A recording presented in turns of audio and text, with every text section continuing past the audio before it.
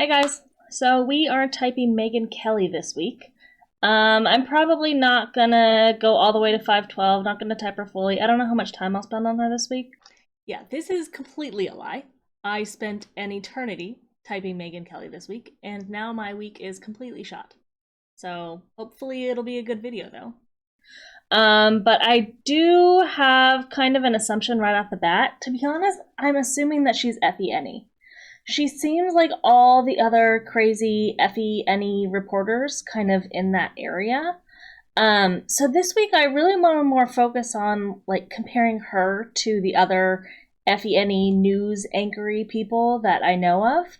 And also just kind of try to speculate why there seem to be so many FENEs in like the news anchor reportery area.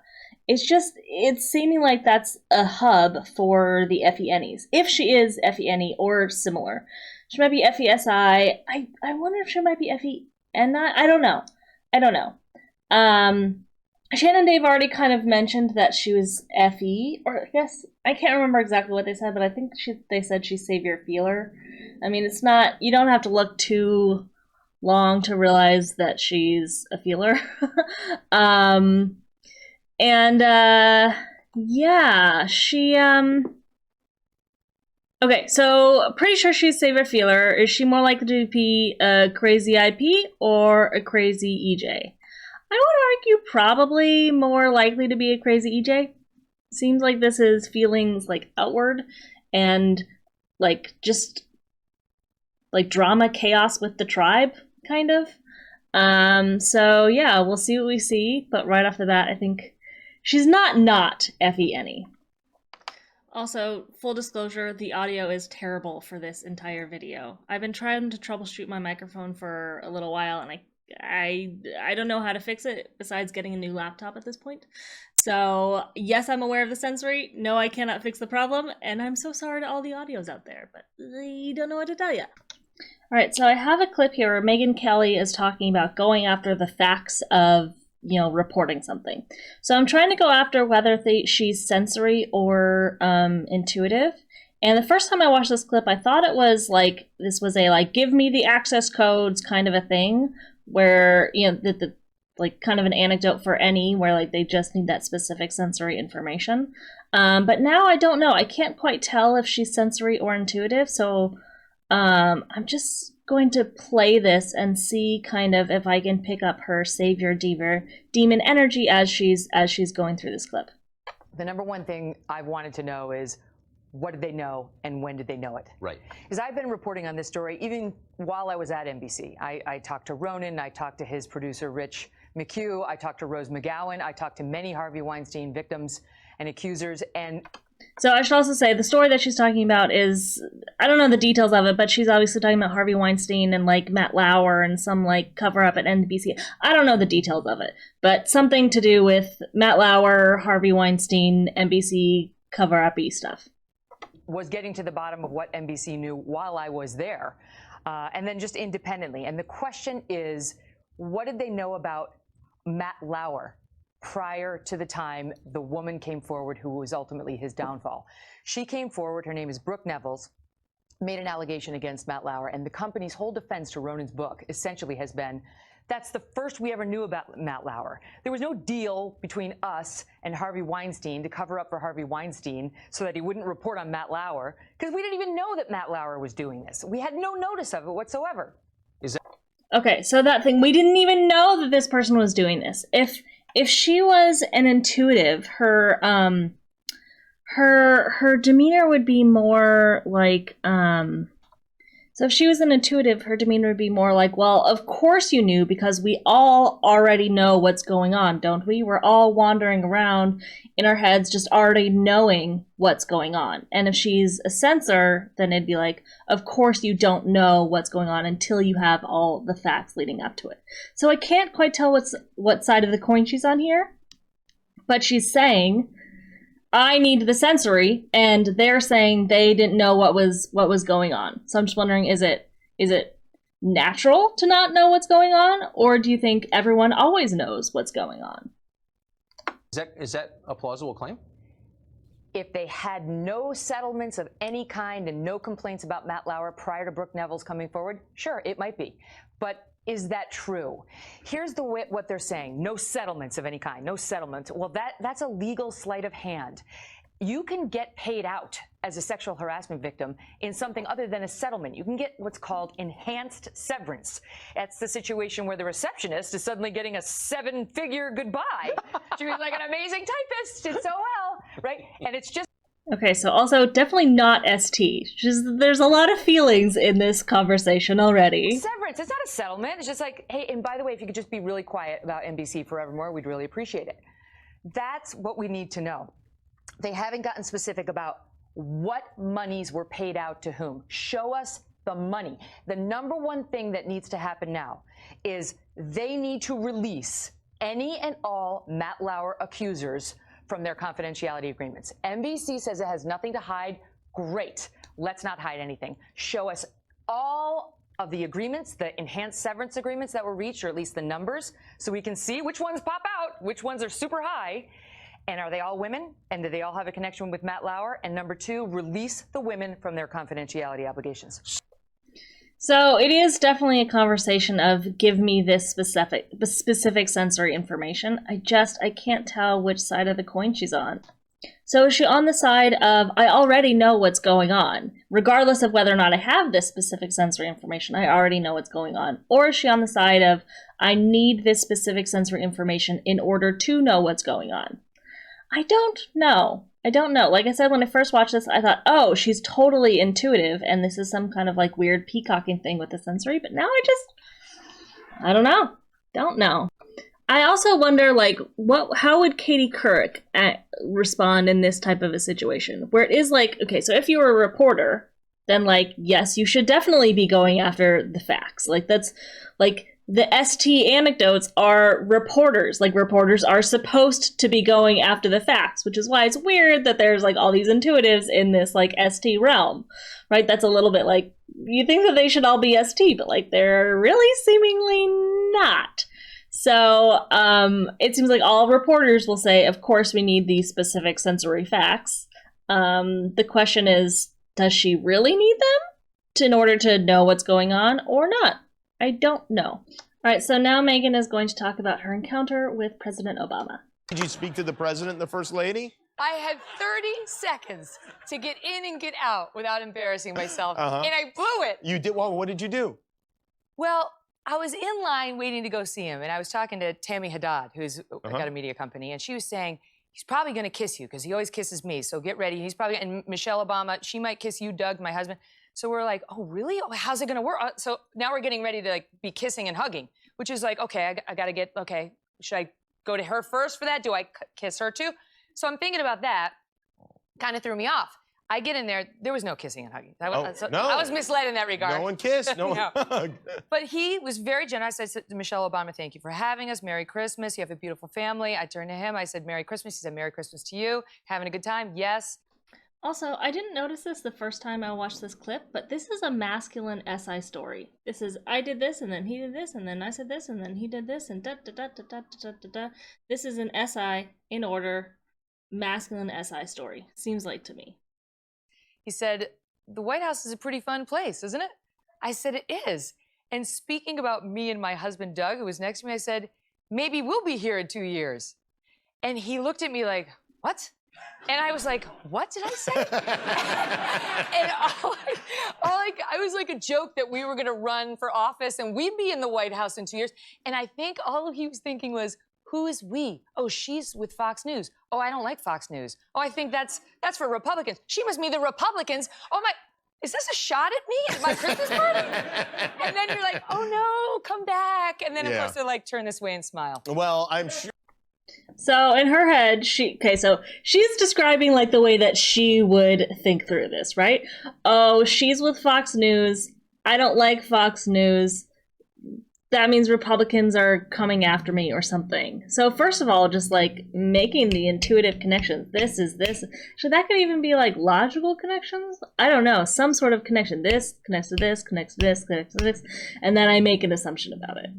So like, not savior intuitive, if that's how her brain works. I want to listen to that again. 2 years. And he looked at me like, what?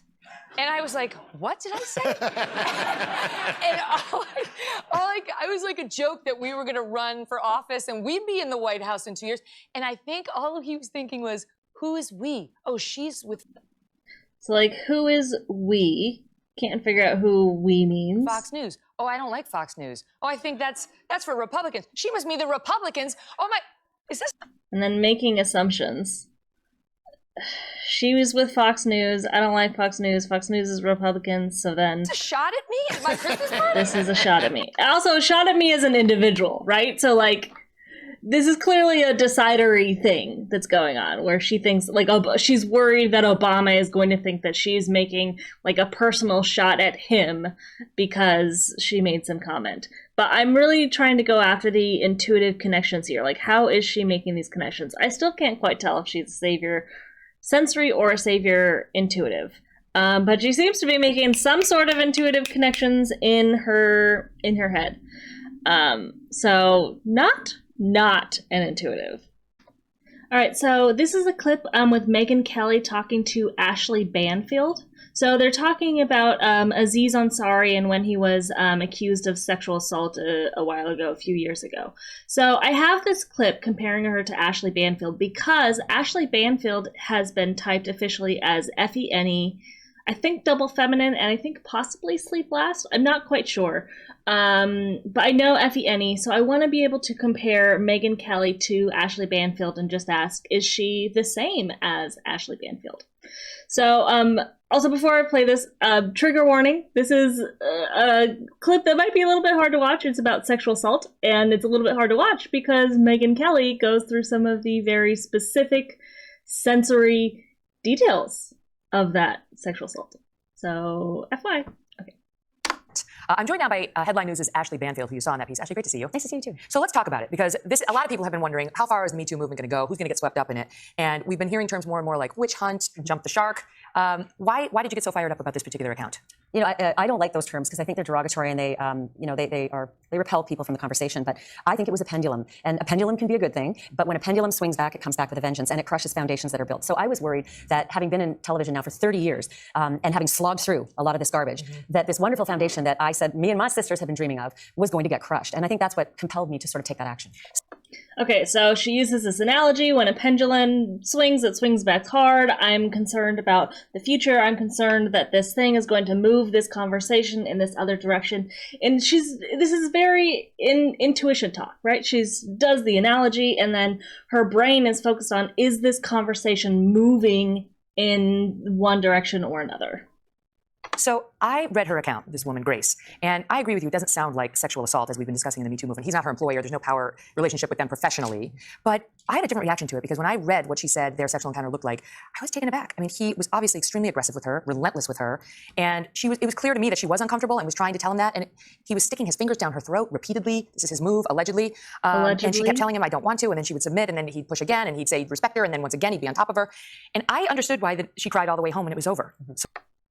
Okay, so Megyn Kelly kind of is not meeting her in the realm of, where is this conversation going? In the realm of, like, how is this moving the tribe's emotional state in this direction or this other direction? Megyn Kelly is saying, is this sensorily true? Like, does this sensorily count as sexual assault? Or maybe like ST count as sexual assault? I don't know. But she's not going to the intuitive realm with Ashley. She's saying, here are these specific sensorily facts that he allegedly did. We're not going to believe that he did these things until the proof is out, until we have the proof. And she brings up the very specific facts. And she's also like, I read the specific report, and here's what the report read. She's not going to the intuition with Ashley. So, I mean, is there a conversation here? I think. Yeah, is there a conversation to be? Does she have? And then Ashley goes back to, oh, what you must mean is there a conversation here? Like, let's bring it back to the intuitive realm and talk about, hypothetically, is there a conversation around sexual assault here? Hypothetically, putting those stupid little details to the side. have a say? Is she trying to advance the ball in any way? There is 100% a conversation here. And there is a way to have the conversation. I think this was launched in a very sloppy and reckless way because what happened, as you said, and you're a lawyer, you said allegedly. You're a lawyer, you said allegedly. So she's kind of calling out, like, Megyn, you're doing something different than I'm doing. Is that what she's calling out there? I don't know. She might be. Maybe. Possibly. What happened, if her words are true, did not amount to something that's actionable, legally actionable. Correct. Gotcha. But what she did was the equivalent of a sentence for a man. So that was where I took issue with publicizing this the way she did. So do you have a bigger issue with her or with Babe.net? Both. So Ashley's saying, like, yeah. Like, maybe what she said was true, maybe what she wasn't true, but, like, it doesn't matter whether it's true or not because the effect there was still an effect of it on the people, on kind of like the NF, in the NF realm of the tribe. And Megyn what does Megyn say in response to that? For a man. So that was where I took issue with publicizing this. So I took issue with publicizing it because regardless of whether or not the facts are true or not, it still NF affects the tribe. And Megyn says... The way she did. So do you have a bigger issue with her or with Babe.net? Both. And then Megyn goes back to, well, is it with her or is it Babe.net? I mean, I guess that's not sensory, but she's still more like detail-oriented. Both. Mostly, I think, with publishing this, because we work for reputable organizations. We vet these things so meticulously that would never have seen the light of day in our organizations, in our news organizations. But the conversation you're talking about is important. And I am not Asari's defender, and I have said from the beginning I'm not his defender. I said it was disgusting what he did. It was not actionable the way it was prosecuted. But when I read it's her conversation. That could also just be like, I don't want to get into the details. I kind of want to stay up here in the realm of the intuition. I don't want to get involved in the nitty gritty. I don't want to get involved in those stupid details. It needs to start. She didn't seem to be saying, hashtag me too exactly. She seemed to me to be saying this is another thing we need to discuss. And she was upset because she thought he was a hypocrite because he apparently holds himself out there as a champion of women's rights, as a feminist, as somebody who will call out creeps when they behave as creeps. And she's watching that. She's watching him at the Golden Globes with his Time's Up pin. And she's sitting there thinking, a couple of months ago, this happened in September, you were shoving your fingers down my throat. And on top of me, after I had repeatedly signaled to you, I did not want that. And then here's what she specifically said. Here's what she specifically did. Here are the specifics. And then Ashley's probably going to say, great, let's bring it back to intuition. Be clear, we need to consider the source here as well, because just a month prior, the headline from this organization and this writer. Okay, so actually, I guess not. She says, let's be clear, we need to consider the details. So let's see what she has to say. Was your drunk food choices and what kind of hoe they make you. So let's be really clear. If the This is not exactly Walter Cronkite reporting. I'm not going to just hook, line, and sinker suggest that entire account is pristine reporting. Let's start there. So if that's the kind of sex that happened with anyone, it's conversation worthy, without question. And I don't want that to get lost. Let's talk about that because. So Ashley's saying basically, yes, details are important. You do need to consider the details. You need to consider the source of the details. But she's not bringing up the details. She's like, yeah, details are so important, hypothetically. We've both been harassed, right? I mean, you don't get to our point in this industry without being harassed. But this is something else. This is something I think women our age came up experiencing too. When somebody is too aggressive with you in a sexual encounter, and somehow for too long we have felt disempowered to just get up and walk out. Maybe we objected, maybe we weren't forceful enough. I'm fortunate to be able to say I actually always managed to extricate myself from these situations, but I know lots of strong women who are not able to. So things have changed, and I think you and I maybe don't get this hookup culture of the millennials. And then I think they kind of both go back to like the realm of just like feelings. But I mean, I was very much thinking that Megyn Kelly was 1,000% an intuitive. And now I'm thinking, oh my God, holy shit, is she me? Like, is she me? She's not me. She could also be Effie Essie. I would not be blown away if she were Effie Essie. I also have not, like, I feel like I need much more to prove that she's savior sensory even, because she uses a lot of excuse me. She uses a lot of intuition. But in this clip, compared to Ashley, Jesus, but in this clip, compared to Ashley Banfield, Ashley is more on the side of intuition, and Megyn is more on the side of facts in this specific scenario. But I'll watch a little bit more and see if I can actually prove sensory versus intuition. Before you go, I have to tell you something. I want to pay you a compliment. Please. You are one of the reasons I am sitting here. Come on. Yeah, and I don't know if you know this, but I used to be an unhappy lawyer, and I practiced law for 10 years, and I wanted to change my life, and I didn't know how to do it. I hadn't gotten into broadcast journalism school. When I went to college, I was rejected at Syracuse, so I went to political science, became a lawyer, became unhappy, thinking to myself, I'm stuck, what am I going to do? 9/11 happened. I was an unhappy lawyer in Chicago. I turned on the TV. You were the one I watched.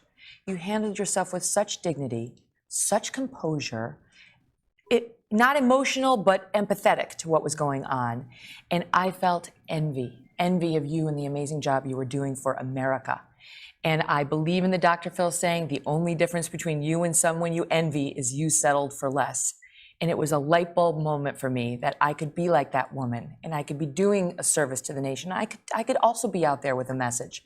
And it truly gave me the inspiration to go out there, make a resume tape, start cold calling news directors. Really? And I named you in my book, and I've always felt a kinship with you. Well, I'm because glad of you it. settled for more because we're all the beneficiaries of your wonderful work. So Effie is inspired by a fellow Effie. No type stuff from that, but just Effie is like the other Effies. And then Ashley can't take the compliment. She's like, oh, no. Just, oh my gosh. Okay, so here Megyn is in an interview with Katie Couric, and I opened this interview because I wanted to compare her to Katie Couric, because Katie Couric is also an Effie reporter. So I want to see, is she the same as Katie Couric, or is she not? And this is the first clip that I stumbled upon. My parents never sort of said, you're great and you're smart and you can do it.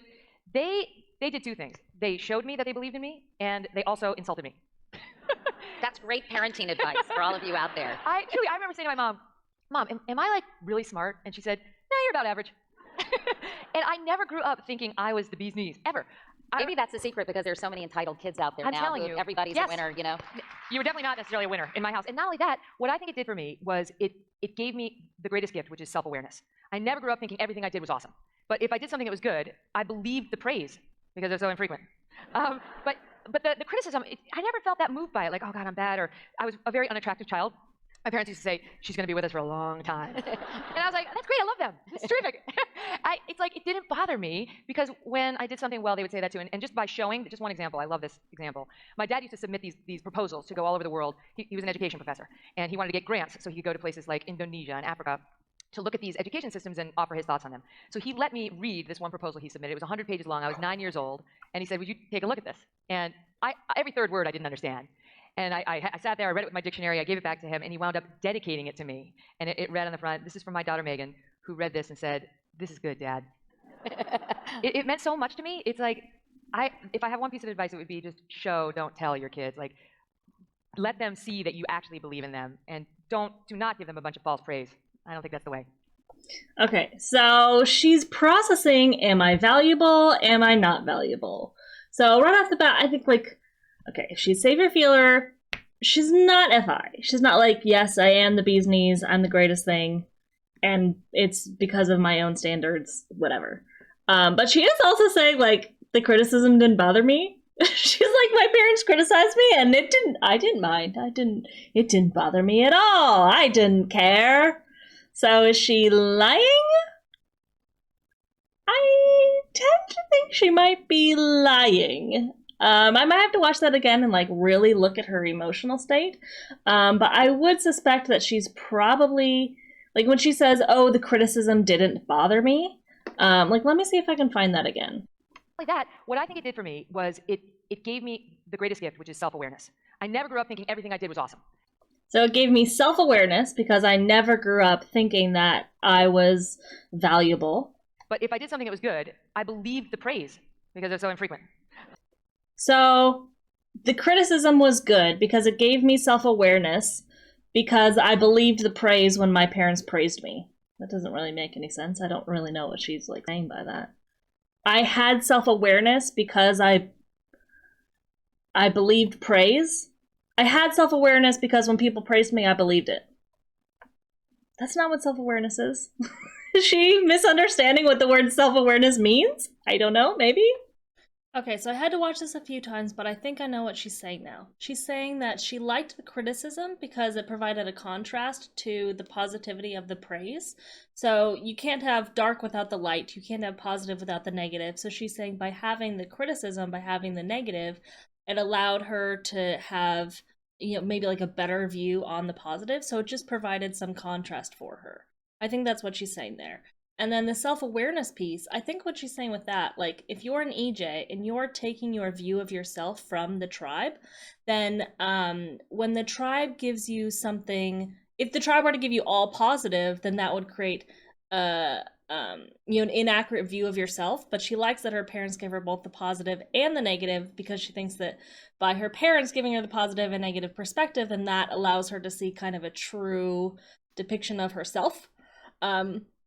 Which isn't necessarily, I mean, that's not accurate. That's not really what self-awareness is. But if in your head, your view of yourself always comes from the outside world, then that does make sense. That, okay, so if I can only take my self-awareness from the outside world, then it's good to have both positive and negative coming from the outside world, because then I can kind of better triangulate who I am off of the tribe.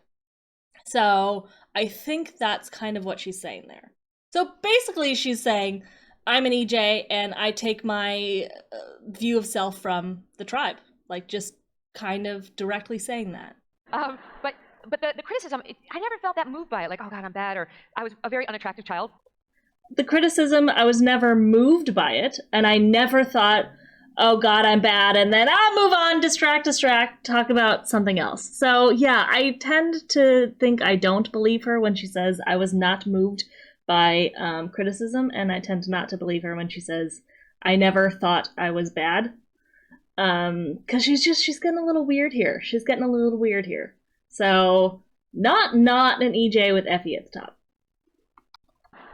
But the criticism, I never felt that moved by it. Like, oh God, I'm bad, or I was a very unattractive child. My parents used to say, she's going to be with us for a long time. And I was like, that's great, I love them. It's terrific. Like, does anyone believe her when she says that's great? I love that. She's like, my parents, they were mean to me. They were critical of me. They told me I was unattractive, and I didn't feel bad, and I loved it. I just loved it. Does anyone believe her? I do not. I do not believe her.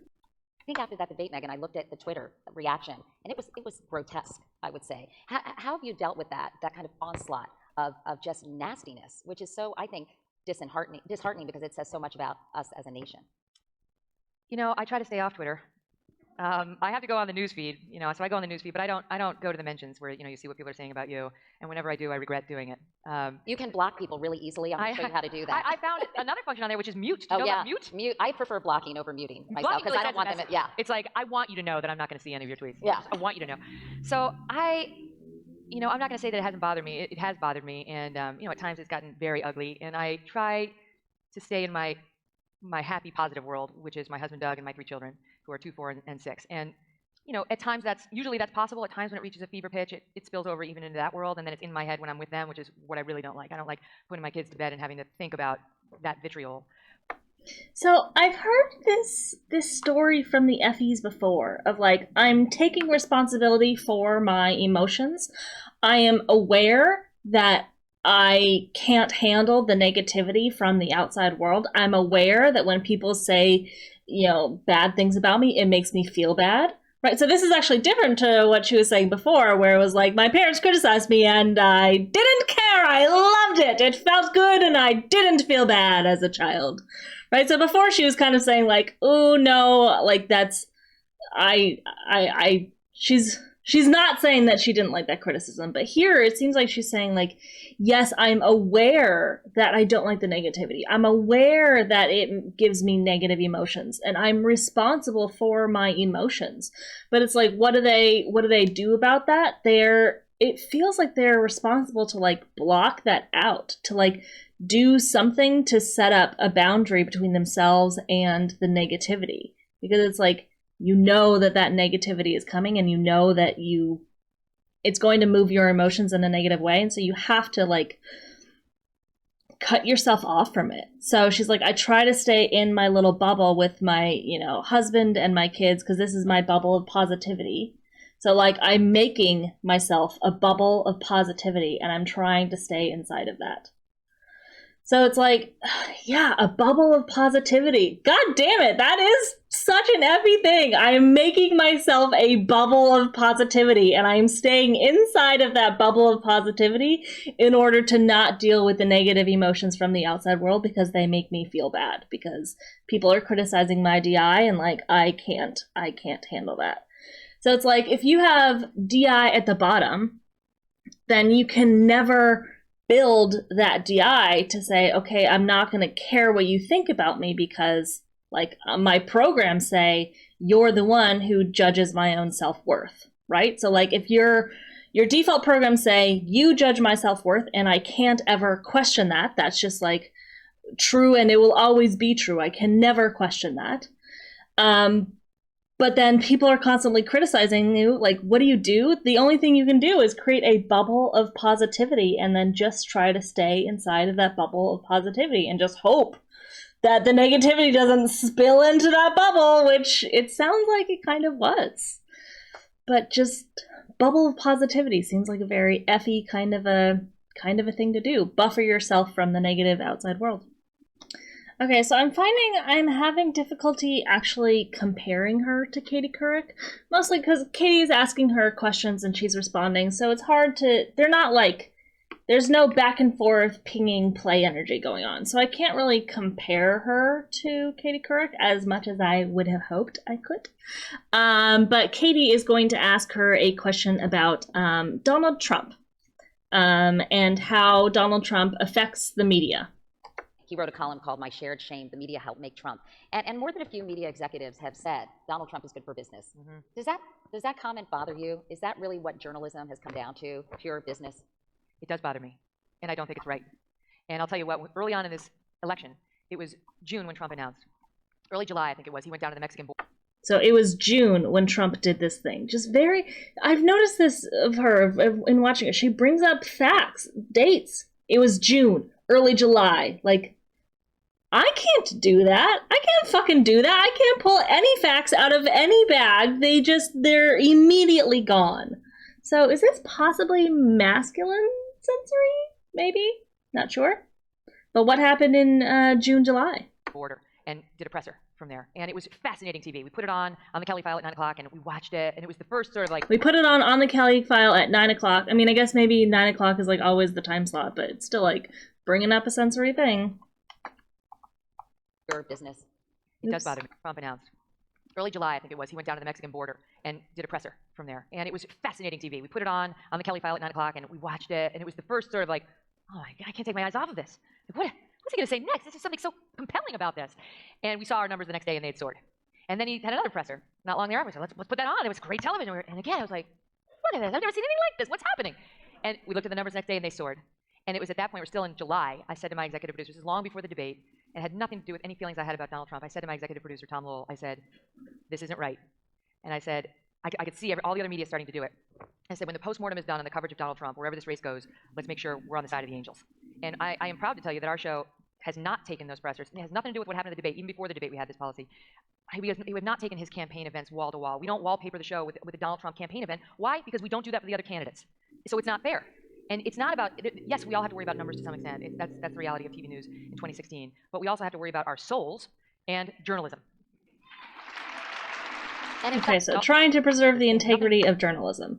That's great. But the point that I want to, the point that I'm really looking at is the way that she describes this and the way that she kind of came to the understanding that Trump impacts the media in a way that other presidential candidates before him have not impacted the media. So she brings up all these facts. In June of this date, Trump did this thing, and then there was this press release, and then I saw the numbers. I saw how many people watched that, and I was amazed by it. And then it happened again, and again I saw the numbers, and then from there I thought, oh my God, Trump is I don't remember exactly what she said, but it sounds to me like she came to the intuitive point from the sensory. So I want to watch this. Any feelings I had about Donald Trump, I said to my executive producer Tom Lowell, I said, what's he going to say next? This is so down to the Mexican border and did a presser from there. And it was fascinating TV. We put it on the Kelly File at 9 o'clock, and we watched it, and it was the first sort of like, oh my God, I can't take my eyes off of this. Like, what's what's he going to say next? This is something so compelling about this. And we saw our numbers the next day, and they had soared. And then he had another presser not long thereafter. Let's put that on. It was great television. And again, I was like, look at this. I've never seen anything like this. What's happening? Look at this. I've never seen anything like this. What's happening? So, do the intuitives talk like this? Look at this. I've never seen anything like this before in my sensory life in the past. What's happening? What's going on? I don't know what's going on. This is unlike what I have experienced in the past, and I'm so compelled by it, and what's going on. Would the intuitives phrase this in this way? I don't know. I genuinely don't know. It seems like it's more on the side of sensory, but not a home run, but just seems like the intuition comes from the sensory. This is unlike what I've experienced in the sensory.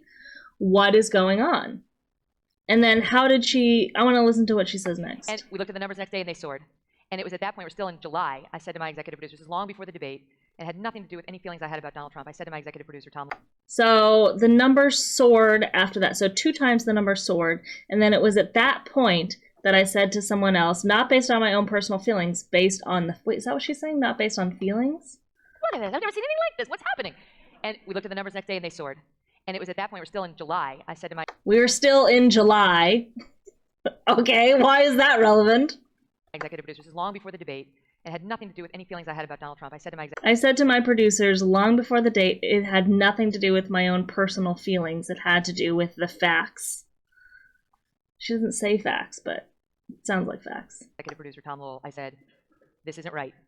And I said, I could see all the other media starting to do it. And I could see all the other media starting to do it. So that sounds intuitive. I could see all these other people starting to do it as well.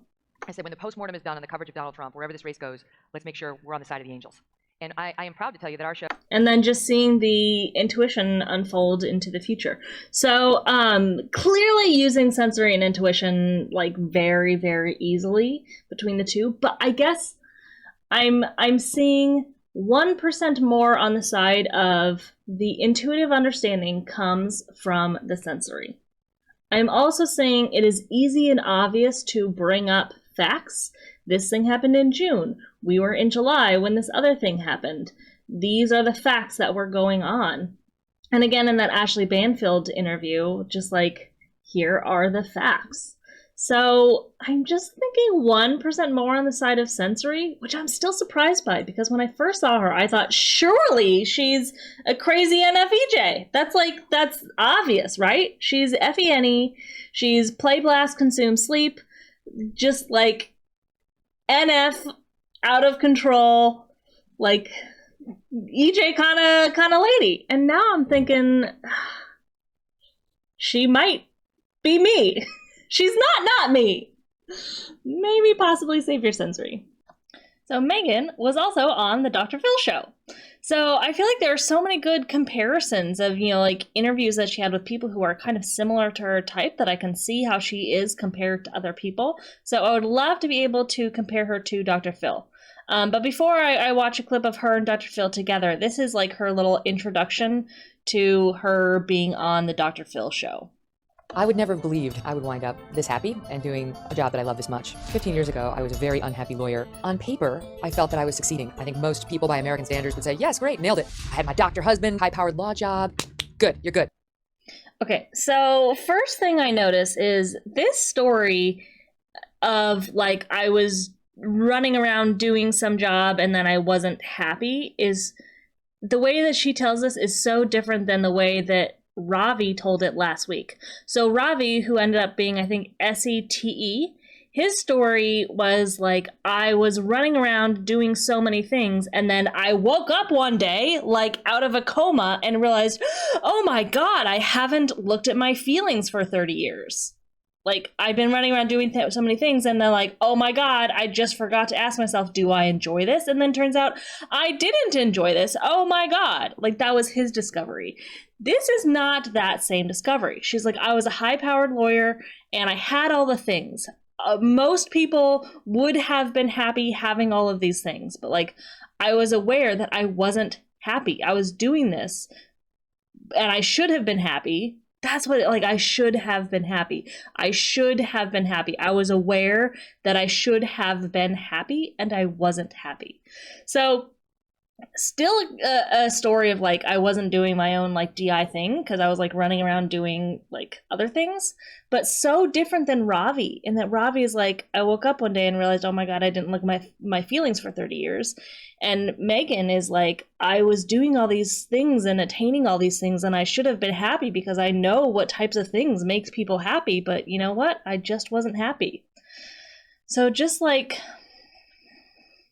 save your feeling, aware of her feelings, and aware of the tribe's feelings. And I would get home on an early night around midnight, and the midnight repeat of Oprah was always on. It was Dr. Phil Tuesdays. Tell people what they want to hear because they might not like you if you don't. And Dr. Phil said something that I would never forget, and that would change my life forever. The only difference between you and someone you envy is you settled for less. And it hit me like a lightning bolt. I resolved right then and there in that moment that I could settle for more. So I've recently written a book, and it's called Settle for More. So again, just another story of her being inspired by someone of a similar type. She said something similar to, what was it, Ashley something or other? And so maybe she just runs around and tells all the FEs that she wants to be like that. Or maybe she just runs around and tells everyone that she's like inspired by them and like maybe that's her thing. But it kind of seems like she's picking out the FEs and the people who are of similar type to her and being like, oh my god, I want to be like you. I want to do what you're doing. Oh my god. Just like inspired by her fellow FE EJs, I guess. Okay, so now Dr. Phil is going to ask her about her bullying. This went on for how long? My entire 7th grade year. There were a lot of consequences to that year in terms of me putting up a protective veneer and thinking it would protect me and keep me safe. And in fact, what it did was keep me alienated from a lot of people, including a lot of girls, like women, you know, who I think sensed this tough veneer and thought, screw her, that's not attractive. I don't want to befriend that. So then it becomes a self-fulfilling prophecy, right? It's like you think they don't like you because those girls in the 7th grade didn't like you. And meanwhile, you're putting out there, I am not likable, right? Because I'm this hard shell, I'll kill and be killed. But you're just a normal person who's scared. Well, of course, now you can look right in the camera and say, what do you think of me now, bitches? You know, as a wise man. Okay, so both just super single decidery. But that does sound, so I'm trying to decide if she's masculine FE or feminine FE, and like I really don't know. I cannot tell at all. But that what she described there seems a little bit slightly teensy tiny bit more possibly masculine FE. Like I put up a really strong veneer, an outward shell, and then I looked really harsh to people. That seems like masculine FE, possibly. But she didn't necessarily say that, like, she thinks the tribe is, like, attacking her in a very aggressive way. So let me listen to that again. That's not attractive. I don't want to befriend that. So I think sensed this tough veneer and thought, screw her. That's not attractive. I don't want to befriend that. So then it becomes a self-fulfilling prophecy, right? It's like you... Yeah, screw her. I don't want to befriend that. So it's hard to say. I mean, anyone can put up a veneer. Anyone can say, oh, I'm really tough on the outside. Like, that could be her masculine DI creating a tough exterior for herself, or that could be masculine DE. I mean, anyone can create a tough veneer externally, but she's not saying, I don't hear her saying stuff like she thought the tribe was really aggressive, which I feel like that would be the home run for masculine DE. So I just really don't know. I have no idea. But I've watched all of her clips with Dr. Phil. Now there aren't that many, you know, online, and I can't tell, like, there's not enough back and forth with them to see if they're the same person, but they're not the same person. Okay, so I'm going on the hypothesis that she's not too far away from my own personality type, but she just gave one tiny little anecdote that is like leagues away from my own experience of my personality type. So I'll let her tell it. Your older brother and sister, you tell a story about how your dad would get you and he'd ask you, you know, what had gone on in your day, or you'd have to have a conversation. Your older brother and sister would say something, and then it would get to Megyn's turn, and you would go on and on and on. And your older brother and sister would be like, she's talked enough, shut her up. Right. Make her shut up, they'd say. So my dad, who was an educator, he taught PhD students in education, would go around the dinner table every night. All 5 of us had dinner together every night growing up, first in Syracuse, then in Albany, upstate New York. And my dad would say to everybody, what's the report? And he'd go down the line, and my brother, my sister, and myself, what's the report? And Pete and Suzanne would give these laconic answers, you know, just a few words here and there. And then sure enough, he'd get to me, and I'd go on, I'd prattle on and on and on and on. And they would say, make her shut up. And my dad would say, you had your chance. And he'd say, and now you will listen to her. And actually, my friend proposed naming my book that. Okay, so that's like a tiny little anecdote about how she like used to talk a lot as a kid, and it sounds like that could be like a blaster anecdote, and it might be, but the reason why that jumped out at me is because that is like starkly different than the way I behaved as a child. You would not catch me saying a story like this. So when I was a kid, I like could not self-report my daily activities to my family.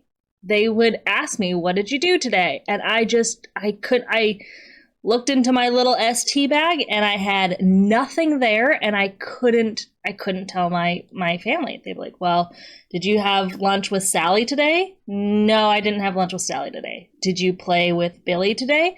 No, I didn't play with Billy today. Did you do homework with Susie today? Oh, yes, I did. That's what I did today. That's what I did today. I did homework with Susie. And they'd be like, okay, why couldn't you just tell us that? Like, they would have to pull it out of me like pulling teeth. I just could not tell them what I did that day. Like, I couldn't, no matter how hard I tried. It was completely gone from my brain.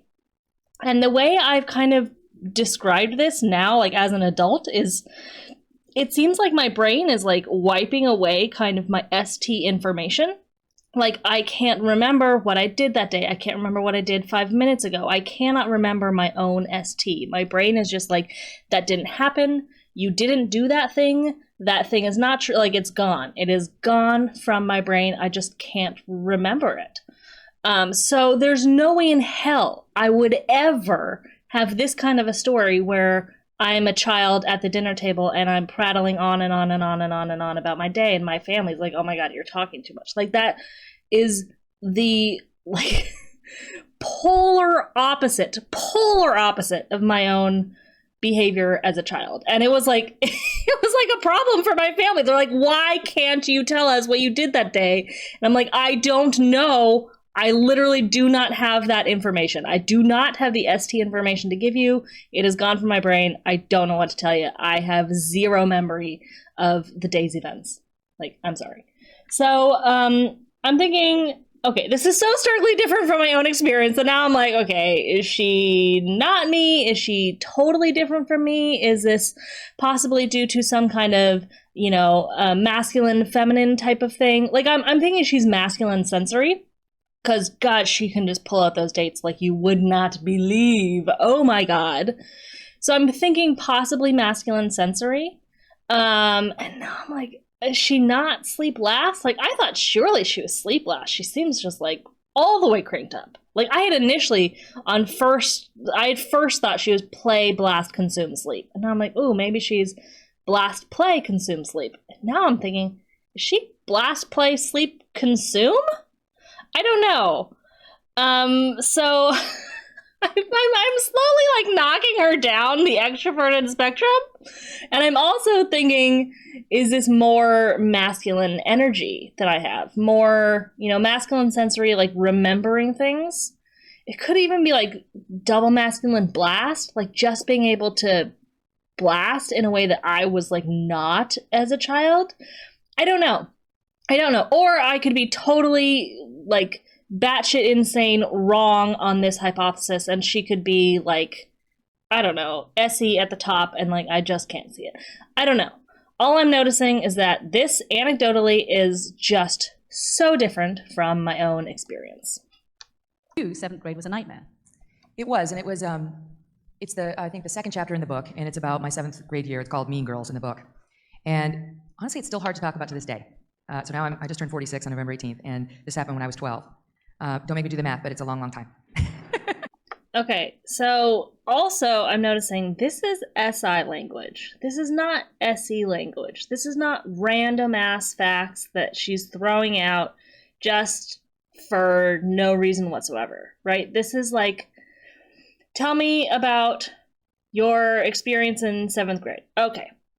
My experience in 7th grade. This was the second chapter in the book. It is located here in this book that I just wrote, and it was at this date and this time, and I was this age, like using the sensory to set up context. which is an SI thing, right? The SEs don't use sensory for context. That's the way I think of sensory. I think of sensory like, here's the sensory information that you need to know, the context you need to know, so that when I tell the story, we're on the same sensory page in the timeline. And she's like, okay, here's the timeline, here's how old I was, here was when this started, and now I can launch into the story. So seemingly like SI language and not SE language. But I'm also, like, I'm heavily biased towards her being SINE because I initially came in with the bias of ESFJ, FENE. So I know I'm heavily biased there, so I'm trying to just, like, I guess, keep my brain open to, like, perhaps she's Savior SE, you know? And I can still get teary about it if I really think back on what happened. I had always been somewhat popular. You know, I never really struggled. I was not attractive at all. I had no appearance currency. You know, I was never one of those girls who are like, oh my God, she's so beautiful. My parents. Okay, so that's also another appearance currency. That's like an Effie kind of anecdote. So Dr. Phil was talking about currency in terms of like your social currency in the tribe, which is so funny because I wouldn't think of that. Like, I would not use that language. That's not something that I would say. But Dr. Phil says that. He talks about social currency. And now I'm thinking she might be almost the exact same or very similar to Dr. Phil. So just funny that she also uses the language of social currency. I had no, what exactly did she say? Was it attractive currency? But it's a long time. And I can still get teary about it if I really think back on what happened. I had always been somewhat popular. You know, I never really struggled. I was not attractive at all. I had no appearance currency. I had no appearance currency. Just so funny. It's an Effie anecdote, but I wouldn't say it.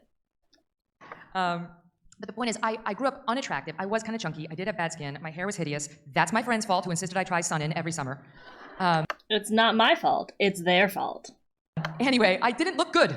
You have to not picture this version of me where there are two people over there, they pay to make me look good. Everybody here would look glamorous if they had two people who they paid. And it's worth. It's not that I'm valuable. It's that those other people, they make me valuable. It's all thanks to the tribe. It's nothing to do with me. That's pointing that out, by the way. Yeah. So I did have currency in my personality and my friendships. You know, like that to me was important to my own ego and my sense of self and worth. And for whatever reason... And then just my sense of self is connected to my relationships and friendships. Just coming straight out and saying it. My sense of self is connected to my friendships. I hear the EJs just saying that, just straight out. My sense of self is literally connected to my friendships. I think before objective personality, I would have been uncomfortable stating that. Like, I would have tried to, like, peacock that and hide it and, like, pretend that wasn't true. But, like, I do hear a lot of EJs just coming straight out and saying, oh yeah, my sense of self-worth is obviously connected to my friendships. Duh. Everyone here has been through 7th grade. The group just turned on me one day. And so many people have said, why? And it's like the group requires no reason, you know, nor do they really provide an explanation. They just turned. And I went from being a popular girl to being an object of disgust for them. I mean, it wasn't just that they didn't want to hang out with me, it was that I repulsed them. And you could just feel it as I would walk through the halls. You know, they would throw things at me. They would constantly make comments about my body, about my skin.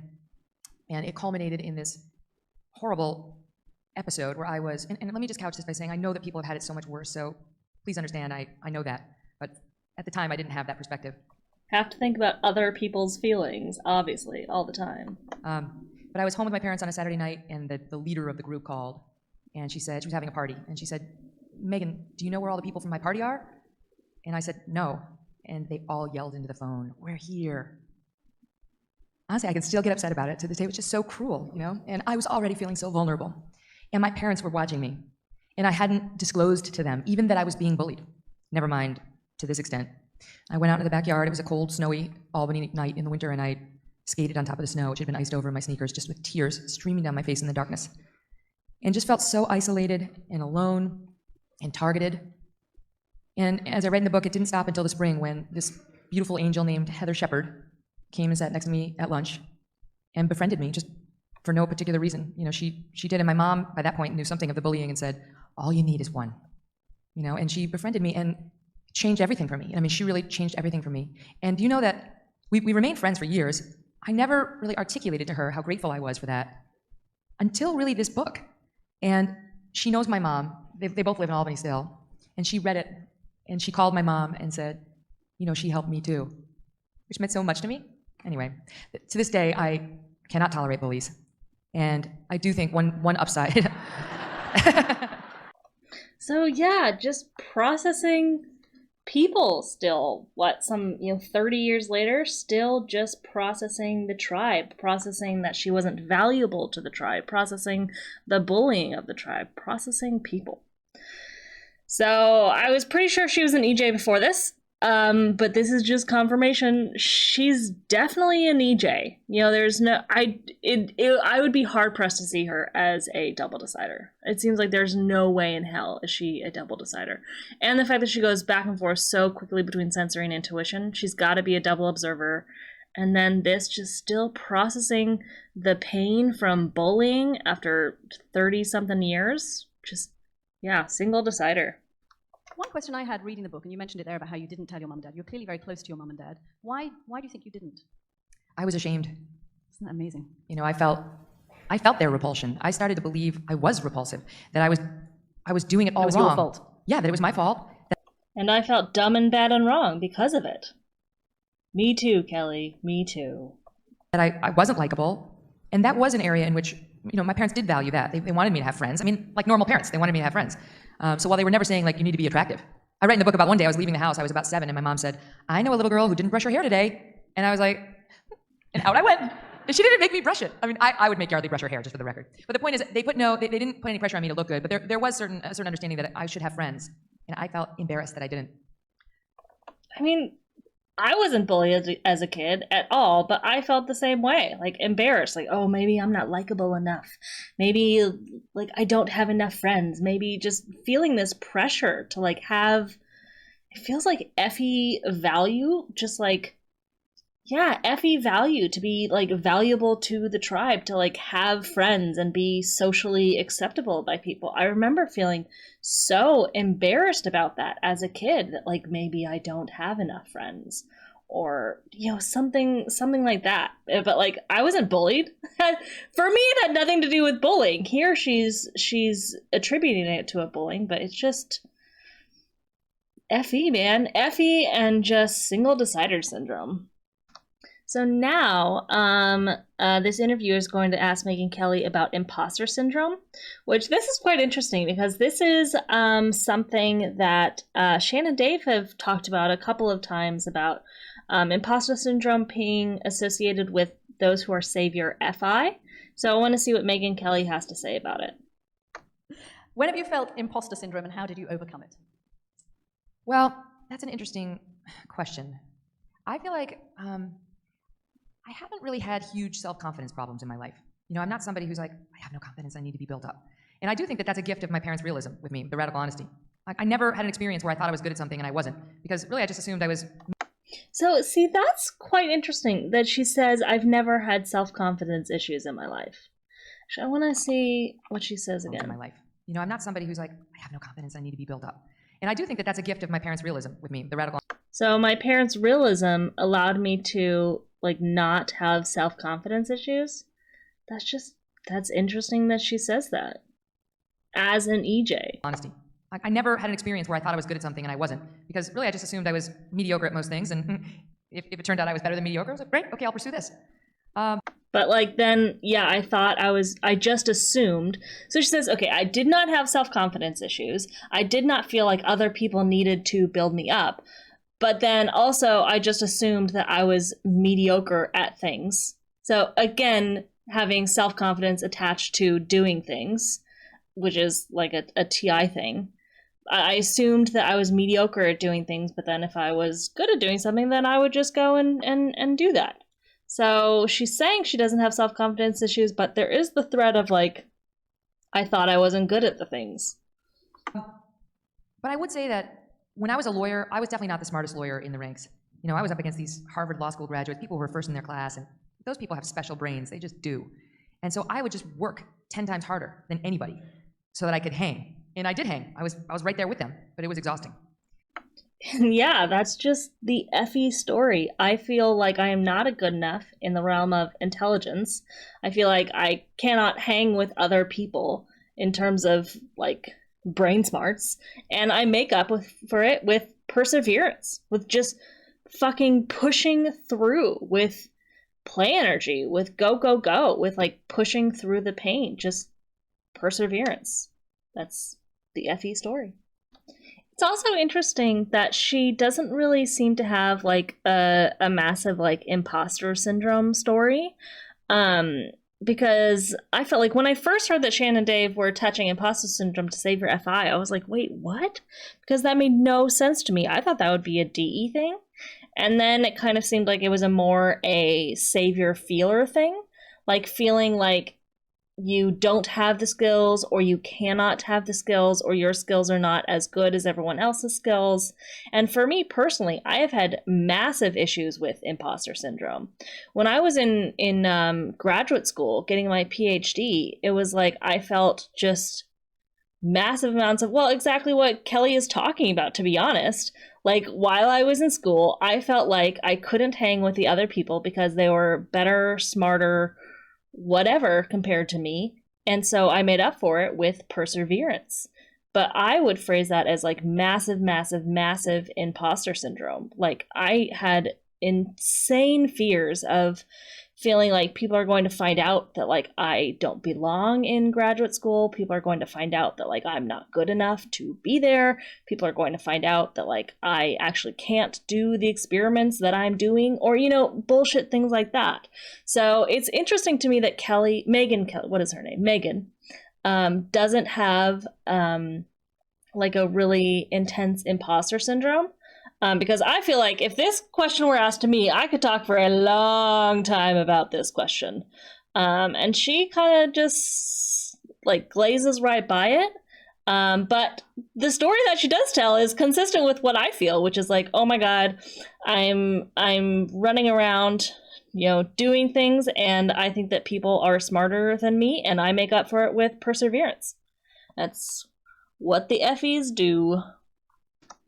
And then she's also going to go on to talk about how she has some insecurities socially. And this is really interesting to me because she talks for a much longer period of time when she's talking about her social insecurities. And she just has a whole lot more to say about that. And I would say socially, I don't know how I want to put this. I have some insecurities socially. You know, and I write in the book about how Sheryl Sandberg and I became friends after this segment I did one time. And she knew that I was going out to the Fortune Most Powerful Women's Conference. And she wasn't going to be there, but she was going to be there the next day, but she wanted me to meet all these great women who she knew. So she's like, I'm going to connect you via email, and you should meet these women in the bar the Friday night before the Saturday conference. Like, okay, great. And these are like really powerful women, luminaries in business. And so now it comes a time where I'm supposed to walk into the bar and meet up with the women. And I'm walking through the bar thinking, oh my God. I'm thinking to myself, no one is going to stop me because they don't really want me. That's what I'm thinking to myself. Has this ever happened to you? Right? And I think one of the problems is people look at somebody like me now and think, but it's never happened to her. And it's like, we are all the same on some basic level. We all have the same sort of social challenges we go through, or work challenges or doubts. We are all the same. We all have the same emotions. I walk through the bar, nobody stops me. And then I actually had to work up the courage to walk back through the bar the other way. And once again, nobody stopped me. So I was like, that's it. I can check the box. I tried. I'm going back to my hotel room. I'm ordering room service. I'm in my safe space. I was just like, oh my God, is this my life? Like, this is my life. Just with Effie, it's just like, all the DEs like have this weirdness, or all the EJs, I should say, have this weird feeling of like, I want to be with people, but then I'm so scared and I want to like go back to my hole. And for me, it's like I feel so obligated to be Effie, like social with people, and I feel so obligated to like build connections with people, and I feel so obligated to like emotionally connect with people. But then it's also like, oh my God, the tribe is scary and I just want to run away. And exactly like she says, run back to my safe space, my hole, and be by myself. And just like, yeah, that's Effie. So I think she's going to finish this out. And then, so I was disappointed in myself that I didn't try harder, you know, to make a connection. And then the next day... Yeah, I felt disappointed that I didn't try harder to make a connection, because you feel obligated to Effie emotionally connect with people. I sat like this with Cheryl at the conference, and she interviewed me, and I told that story. And all the women who I was supposed to meet up with were in the audience. And then the most extraordinary thing happened. My email lit up with all those women saying, "Oh my God, we didn't see you. We would have loved to have seen you. Let's pick another date." And it was so sincere, and I believed it. And I thought, shit. You know, sometimes you're your own worst enemy. And so socially, I would say I play more of those games in my head than professionally. And then you find out that the tribe actually does love you, and yay, happy. So, okay, so there's several really interesting things about this. The first is, oh my God, she's not me still. Just holy shit. Okay, so she's not me. Oh my God. Second thing is, I have this hypothesis that I've been mulling around for a while, and I've been talking about this for a while. I have another video on it about how I feel like I have like a little FI kind of buried in my FE. And I feel like we are all savior FI, and my FI is actually what's seeking validation. So I feel like I am actually going out to the tribe trying to seek validation for my FI, like trying to get people to tell me that they like me, that they value me, that I'm valuable to the tribe. So it's like FE seeking validation for my FI, and that's like where the validation comes from. But then TI is at the bottom, and that's the demon that like I'm really not working on. And so here, Megyn tells this really teensy tiny little story about how she has kind of a little pseudo imposter syndrome about when she was in law school and she felt like she wasn't good enough in the realm of intelligence, and like that's like feeling bad about her TI, and she kind of only talks about that for like a very short period of time. But then she tells this really long story that to me seems like an FI kind of a story. Like I felt like my FI wasn't good enough, and she goes into detail about it. It's a funny story. It's something that she's fairly comfortable with. You know, she's like, I have social anxiety, or she didn't say anxiety, whatever, insecurity. She's not as weird about that as she is about the, I felt not good enough in law school story. So to me, it just seems like, I feel like it's my FI that's getting validation.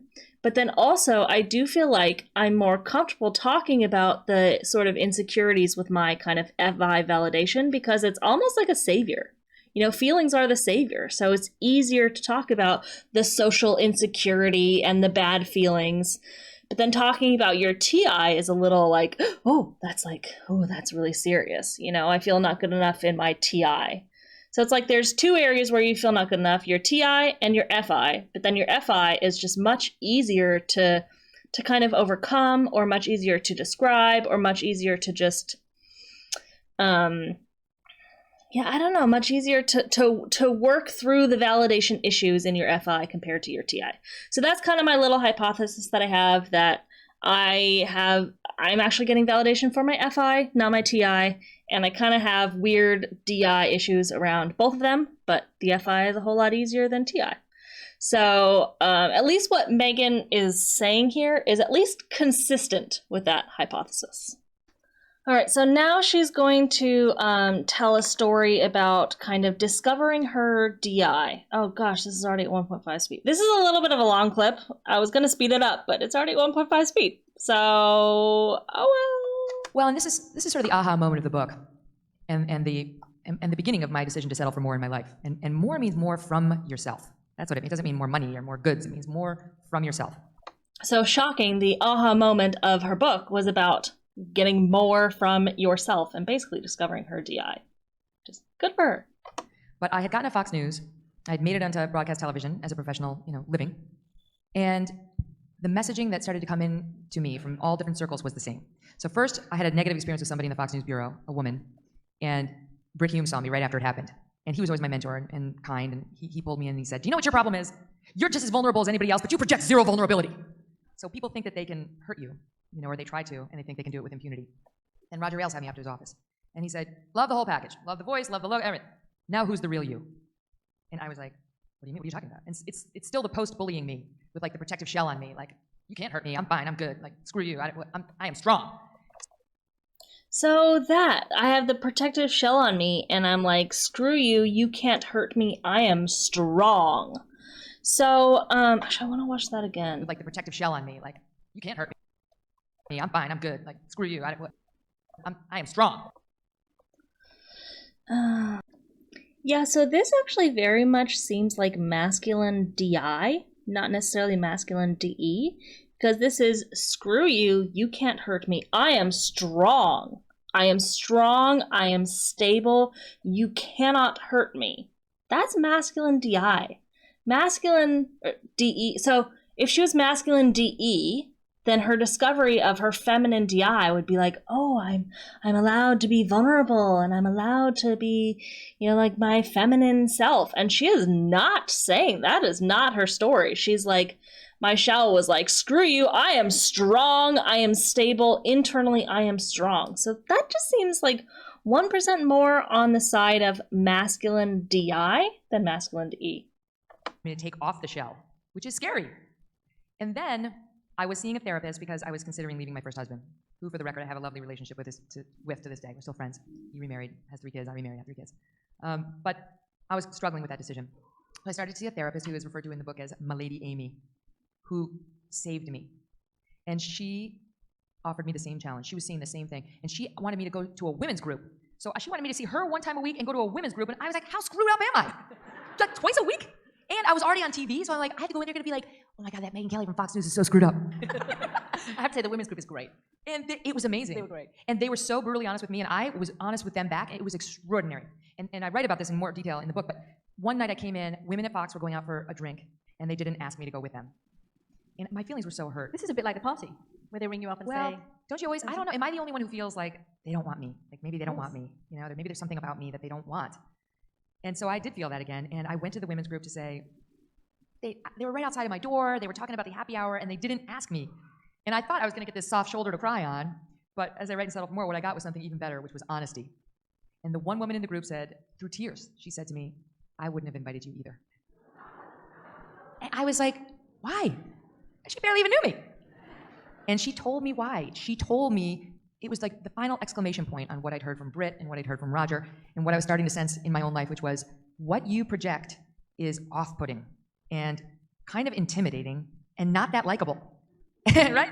And she said, honestly, if I sat next to you, I feel like I'd have nothing to relate to in you, that you never have a bad hair day. You always have it together. You are Little Miss Perfect, which was one of the chapter titles. And for so many years, I would have heard that and I would have been like, oh good, it's working. and that year, which was 2005 into 2006, was the beginning of my recognition that that was not working for me. And it was a very self-defeating defense mechanism I had been using for years.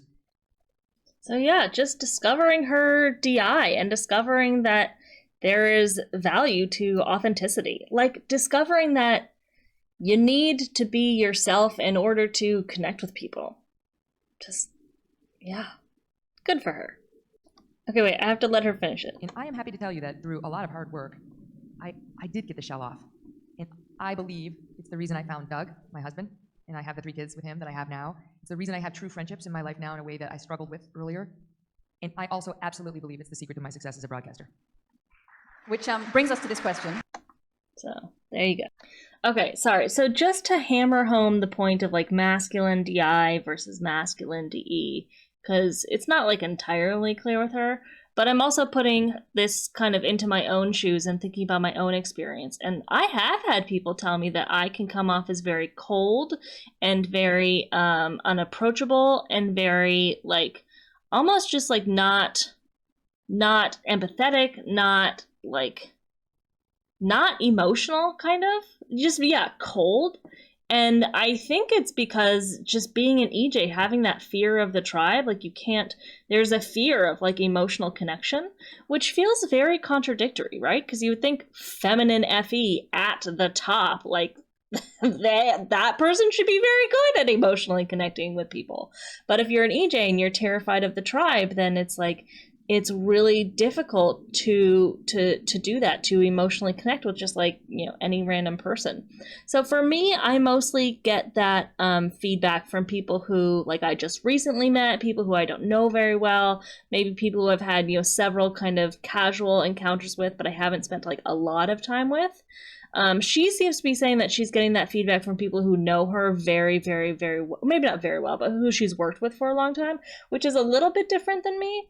I feel like usually when people get to know me for, some period of time, several months or something, if I'm working with someone for a few months, then it's usually at that point they'll be like, oh yeah, you're not like a cold person at all. Like you're the opposite of that. How weird. I'm like, yeah, that is kind of weird, So I can kind of somewhat relate to what she's saying, but she definitely does have it way more so than me, like more masculine energy, less movable, and more, I don't remember the phrasing that she used, but let's just say cold, kind of cold veneer, like tough exterior kind of a thing.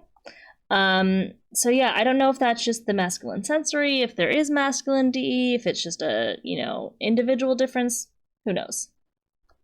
Okay, so I've been going back and forth on whether she's a masculine DE or feminine DE, and I want to compare her to Ashley Banfield, because Ashley Banfield, she's a great comparison to Megyn Kelly because she's Effie at the top, and she's double feminine, but she's also kind of aggressive.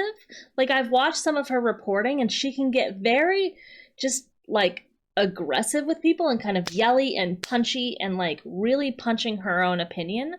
So when I first watched her, I was like, oh, that does not seem like the double feminine modalities that I know. But so even with that aggression, she is double feminine. So I want to be able to compare her to Ashley Banfield. So here's Ashley talking about her new talk show and how she wants people to be able to share their opinions on her talk show. She made her bones as a hard-hitting cable news reporter. I'm a big news consumer, and I'm increasingly stressed and frustrated when I'm watching the news because everyone's yelling their opinion at me. Everyone is yelling their opinion at me. I'm stressed when I watch the news because people are yelling their seemingly masculine DI opinion at me. People are yelling their masculine DI opinion at me.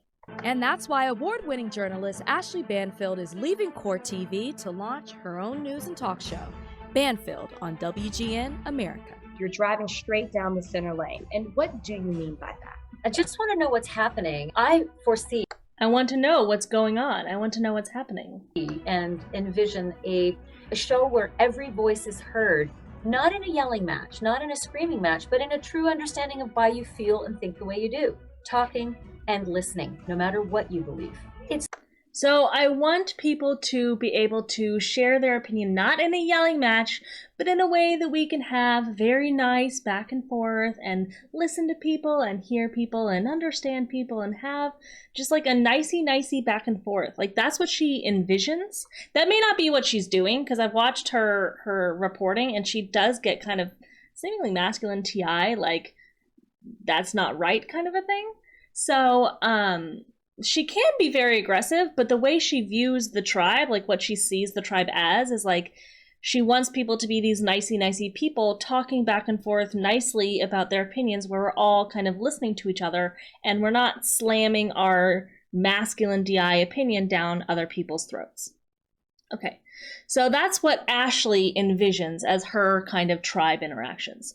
What does Megyn Kelly envision? So, in this clip, Megyn Kelly, she actually starts by talking about how she wants to be like Piers Morgan. Like she has this thing where she wants to be like Piers Morgan.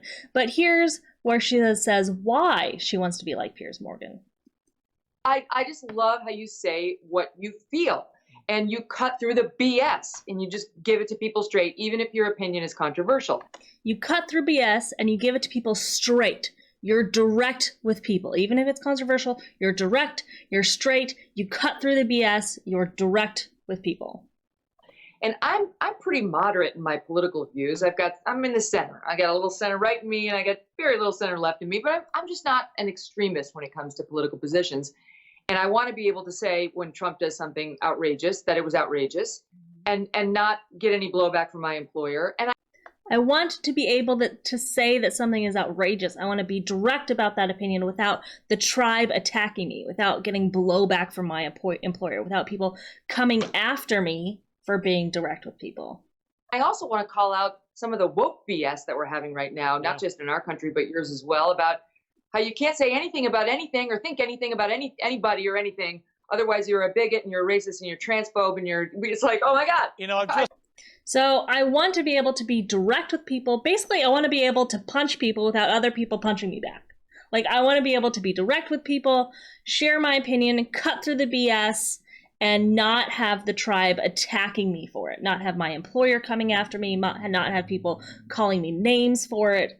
So, like, Megyn Kelly sees the tribe as they're going to attack me when I'm direct with them. And Ashley Banfield sees the tribe as, like, they're shouting their DI opinion at me without me even asking them. But I really want to have just, like, a nicey conversation with people.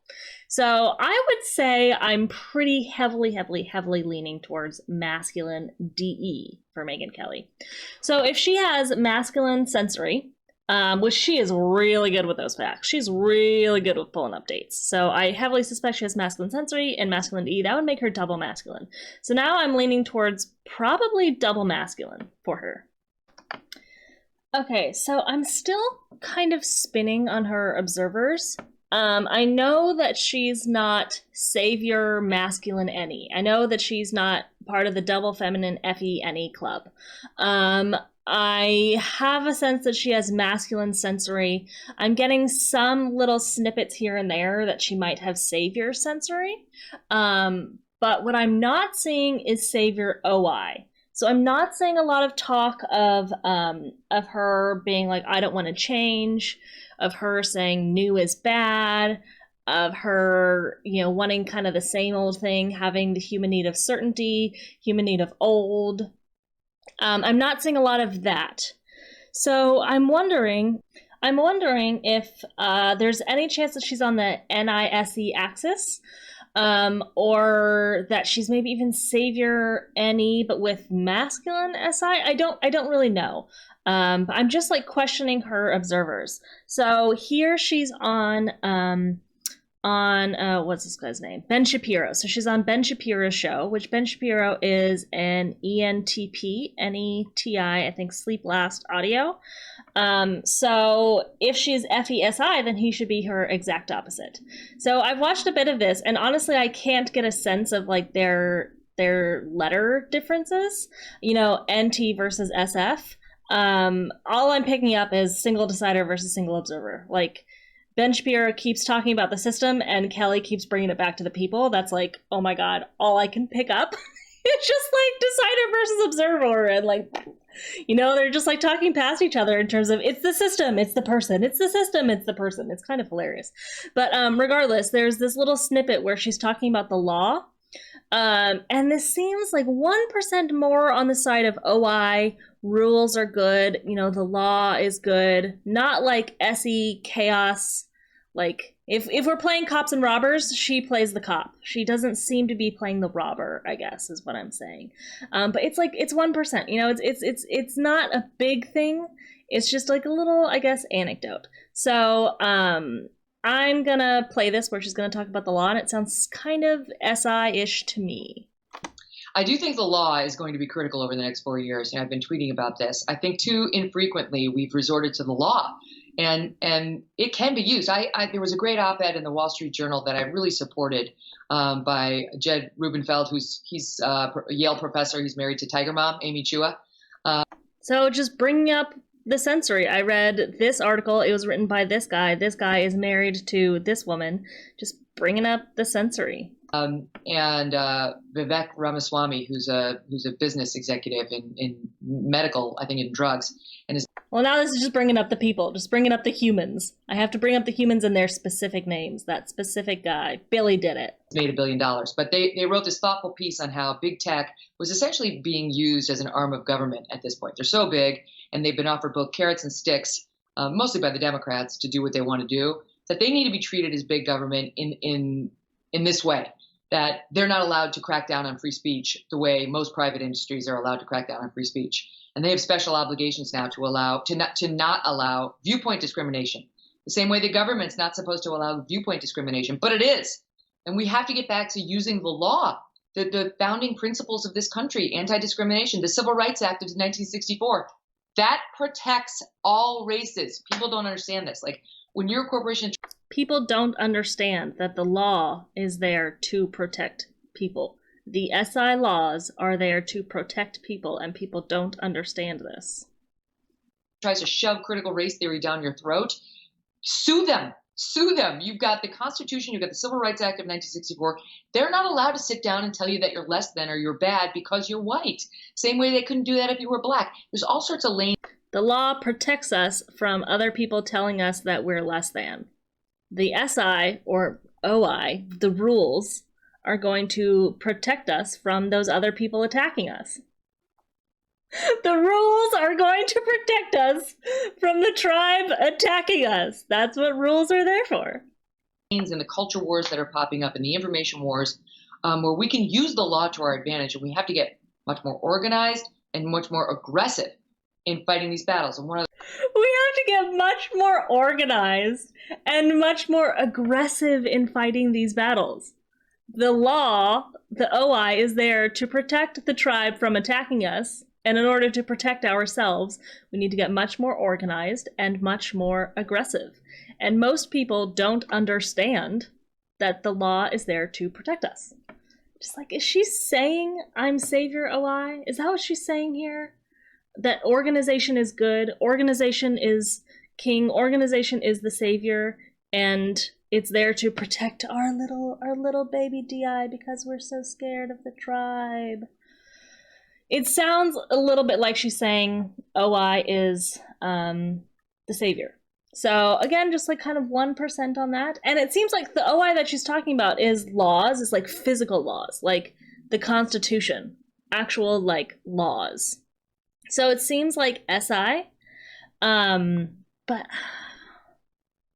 I hesitate to like really label her as SI. Okay, so seemingly in my head, it seems like her language is SI. It seems like she's talking about SI here, but I hesitate to label her SI just because I know that I have that bias. I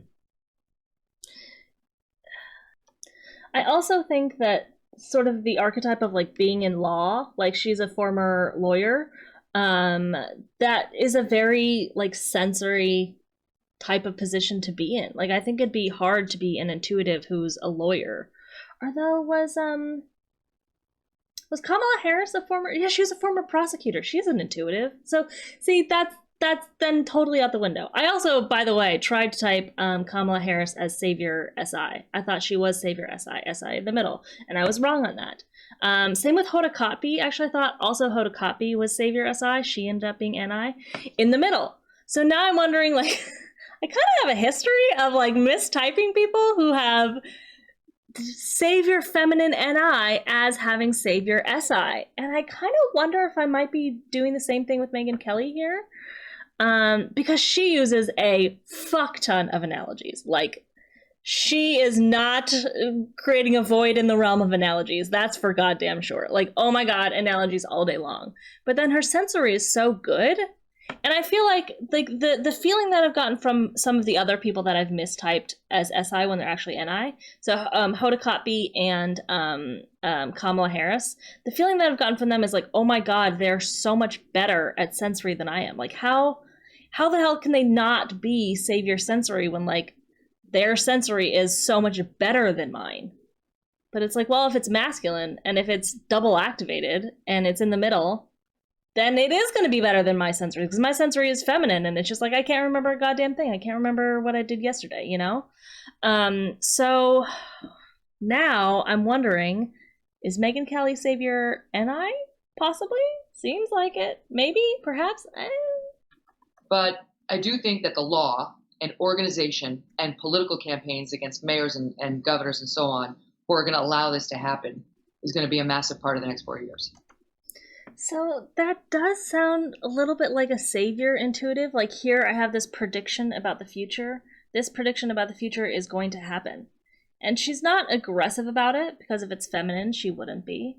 But she's also not like, hey, disclaimer alert, here's what I predict about the future, but this is based on bullshit, so don't listen to the bullshit intuition. You know, she's just like saying, I think that this is going to happen in the future. I'm predicting that this is going to happen. Just calmly, without like, oh, I think this is likely to happen, you know? So I want to go back and kind of look for NI a little bit. But right now, I guess I'm thinking possibly save your NI. Okay, so now I'm sort of chasing down the idea that she might be FE-NI. So if she were double masculine, FE-NI, blast, play, consume, sleep, or even blast, play, sleep, consume, she would be the exact same or very similar to Russell Brand.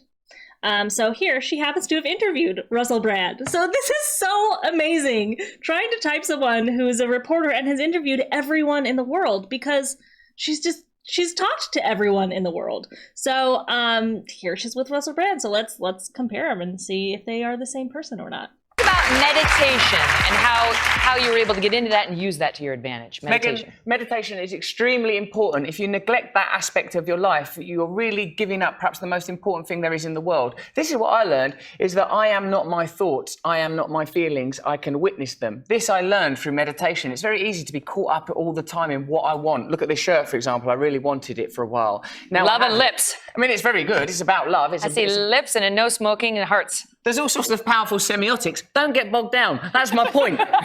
Literally says, don't get bogged down in the details.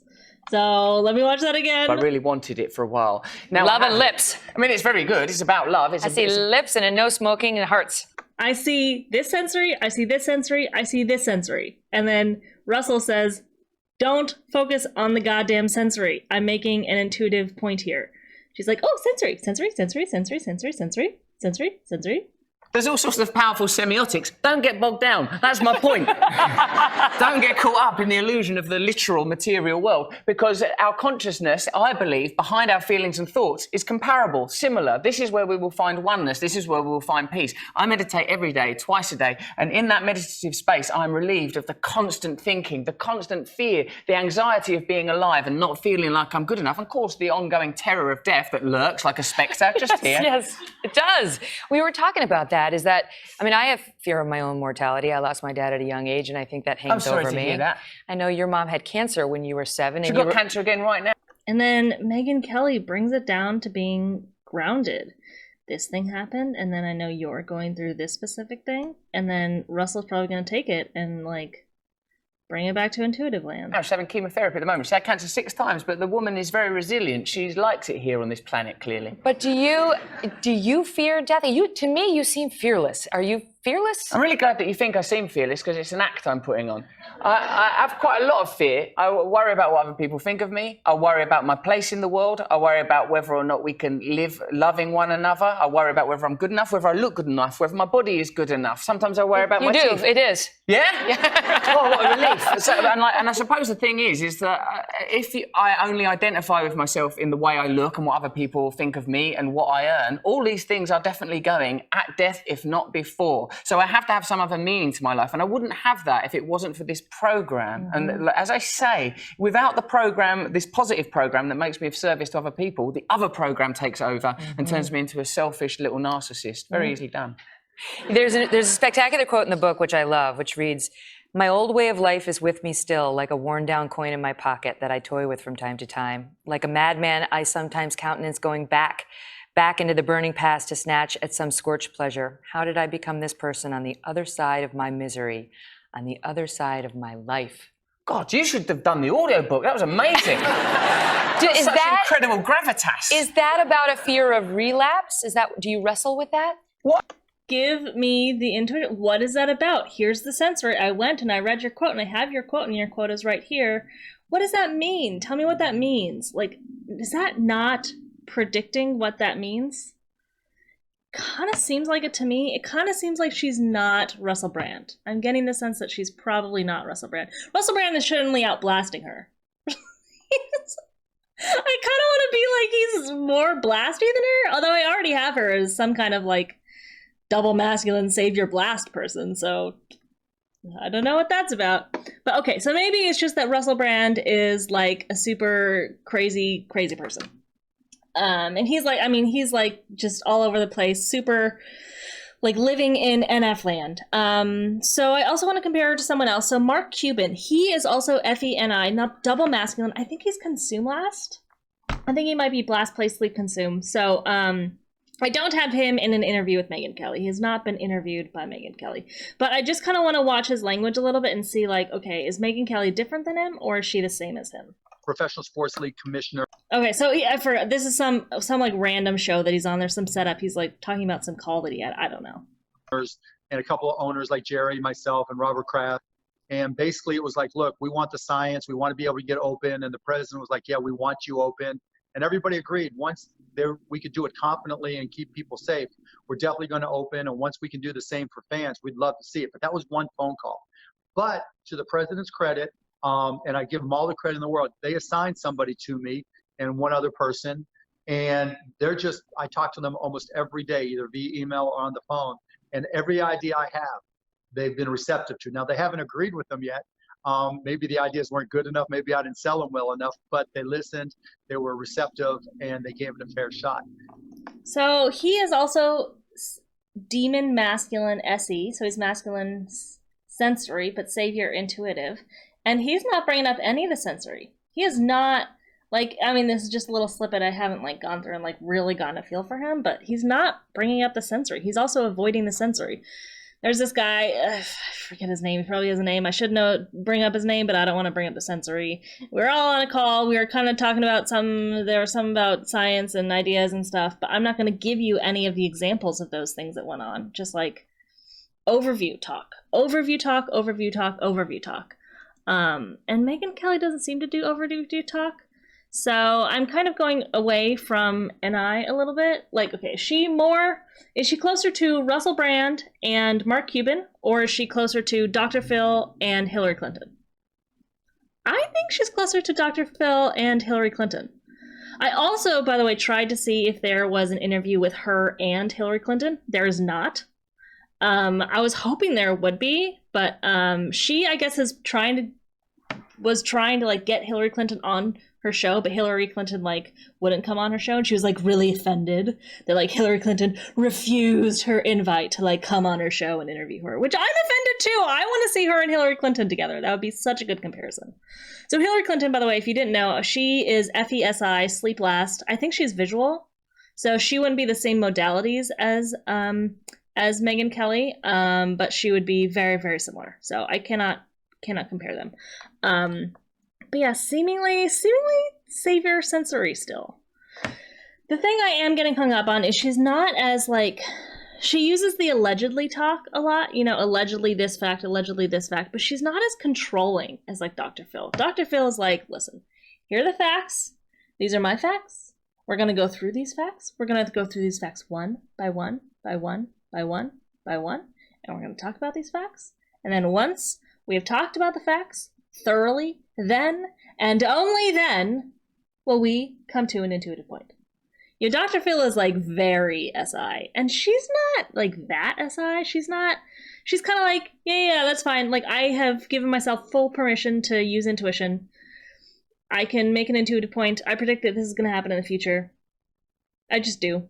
You know, she's not as weird about it as Dr. Phil, and you would think if she's masculine SI savior, she'd be a little bit weirder about it. I don't know. So, still spinning a little bit, but I'm still thinking FESI is the most likely scenario at this point. All right, so I'm still trying to go after sensory versus intuition, and in the clip I have here, she's on, what's this guy's name? Jimmy Fallon. So she's on the Jimmy Fallon show, and talking about how she's shocked that Donald Trump won the election. So I chose this clip because she's talking about how something happened that she didn't expect. And I'm thinking if she's savior intuitive, then she would have already had, especially if she's savior NI, she would have already had a prediction that she thought was going to happen. And when that prediction didn't come true, there'd be some sense of, oh, like my prediction didn't come true. I'm surprised by the sensory. I'm so surprised by something that happened. Now, granted, I already know she's a single decider. She's a double observer, so she's not going to freak out on, like, the unexpected in a major way. Like, she's not going to freak out in like an IJ way. But I'm wondering, can I pick up some kind of, freak out of like, oh my God, the unexpected happened and the sensory just came crashing down on me and I was so shocked by that. So let's see. Also, the election is over. That's right. You must be relieved. Honestly, towards the end there, I thought it would never end. Right? I really thought it would never end. Was it the results shocking to you, or were you? I think they were shocking to just about everybody, except for one guy with a goatee who worked on Team Trump, who about 2 weeks before the election said he's got it. It's like some guy that Ivanka and Jared had hired to work for the Trump organization in 2010, and they shifted him over from working on business to working on the campaign. Duck Dynasty guy? And that he kind of looks like it, a little guy. And you still got chocolate on you. I do? Yeah. And then pointing out the sensory. You still have this sensory. The sensory is going on right there. Look at that sensory. Pay attention to the sensory. Just like sensory, right? And they shifted him over, and he was the one man in America who completely saw it coming.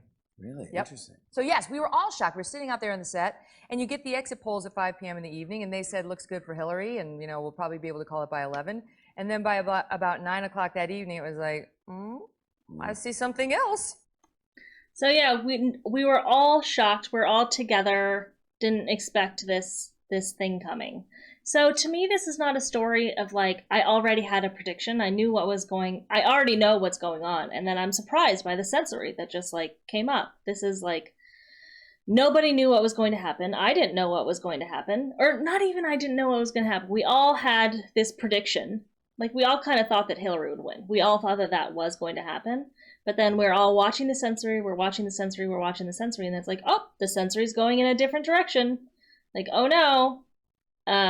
So, again, it just seems 1% more on the side of, like, Savior, SI, Demon, NE. No, maybe I should just say, it seems 1% more on the side of not Savior, NI, I guess.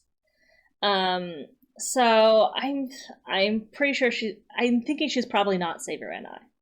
Now I'm wondering, is there any chance that she's Savior SE? I haven't really gone after SE for her, and I don't know. So I might try to see if I can try to put her in the position of being like FE SE and see if that kind of fits for her. Because again, the one thing that I'm really, really stuck on with Megyn is that she doesn't seem to be hammering home the facts. She's not like masculine SI, like I am not allowed to predict unless I have all the sensory. Unless all the sensory is in, I cannot predict. She's not crazy like that. And even compared to Dr. Phil, who Dr. Phil is also single decider, double observer, observers in the middle, sleep last, so double activated NE, demon. And he's way more like, these are the facts. Let's look at the facts, always come back to the facts. He's less likely to jump to the intuition than she is. So that's the thing that I'm still kind of a little bit hesitant about. But still, every time I look at it from all different angles, it seems like Savior SI is the most likely scenario. So this is just a random clip that Megyn Kelly has on Facebook. Okay, so one of the questions on Twitter was, what is the favorite part of my job? What's my favorite part of my job? And I would definitely say, the thing I like best is taking huge amounts of information and then condensing them down into small, digestible bits.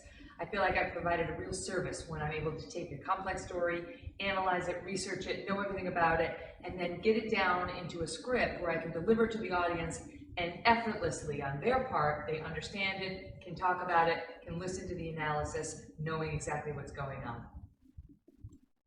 So this sounds a whole lot like peacocking OI to me. My favorite part of my job is narrowing things down, taking huge amounts of data, lots and lots of data, and then funneling that down into digestible bits that the viewers can understand.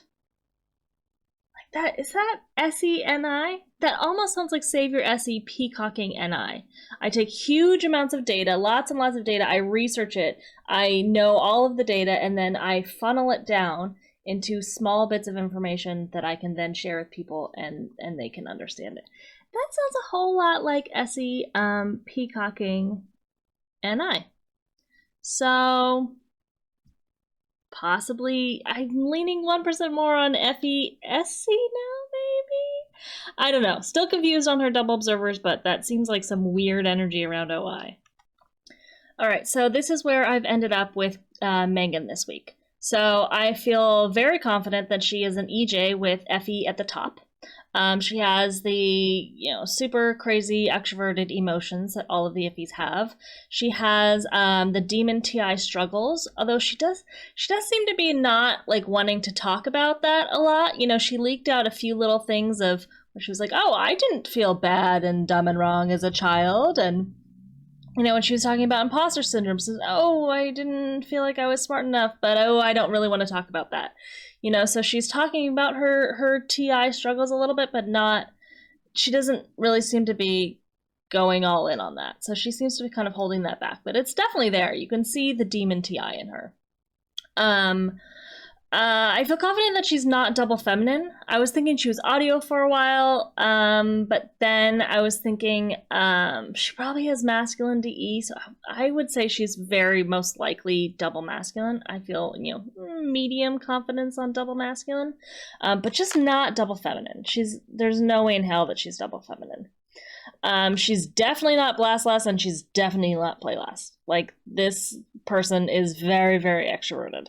I can't quite tell whether she's sleep last or consume last, but she's got to be one of those. She's blast play blast, just like all the way cranked up.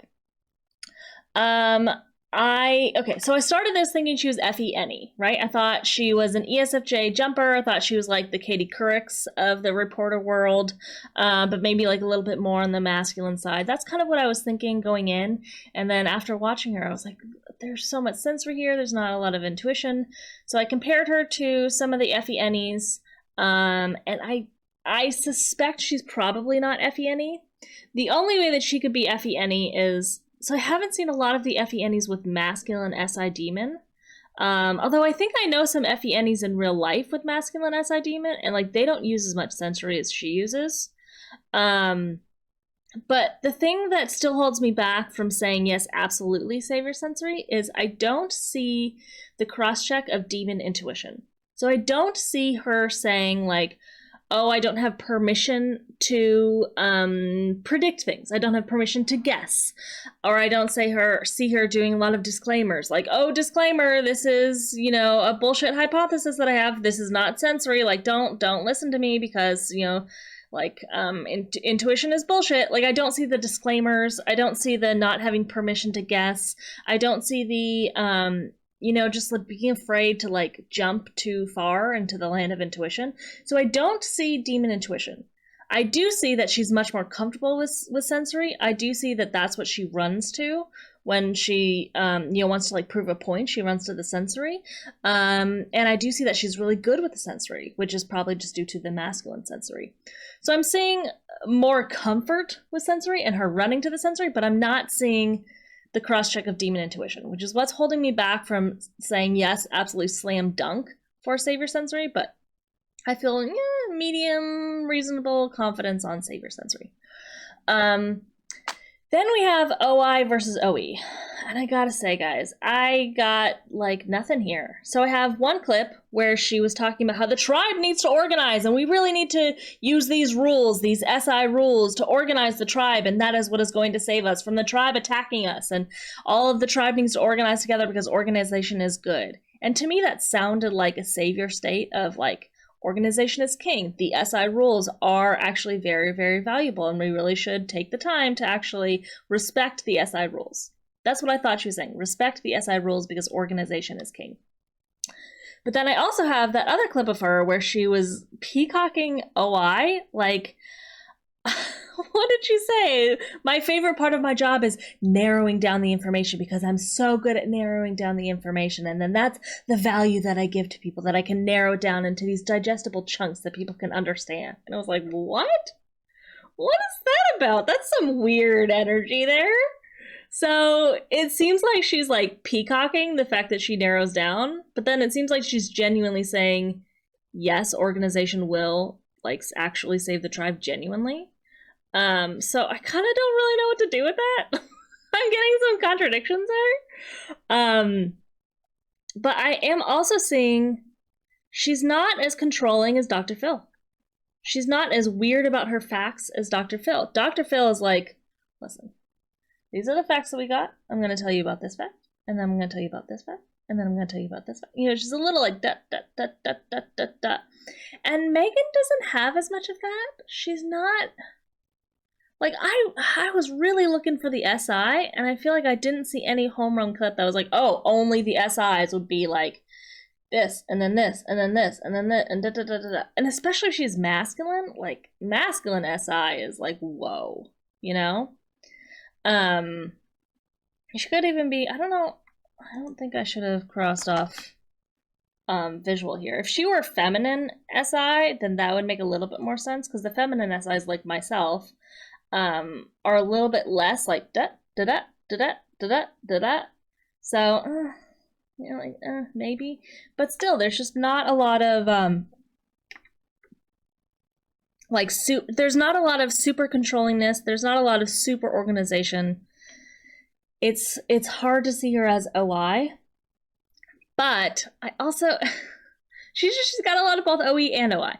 So I was really trying to think about today, like, what really is the difference between SI and SE? And how can you really catch someone who's Savior SI versus Savior SE? It seems to be, like, go for, are they channel changing? Do they seek new? Do they get excited when things are new? Or do they, you know, hate when things change?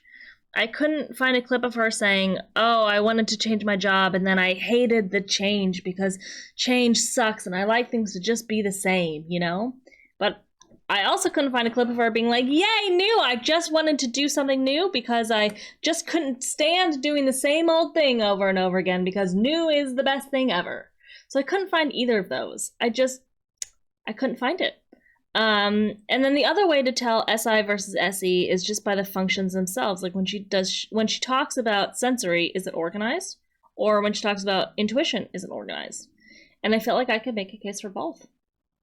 There was that one clip where it seemed like organization, understanding was connected to narrowing down digestible chunks of information. But then there are other anecdotes where it seems like she's telling a sensory story and it's like, it's pretty lined up. Not excessively, but like pretty lined up.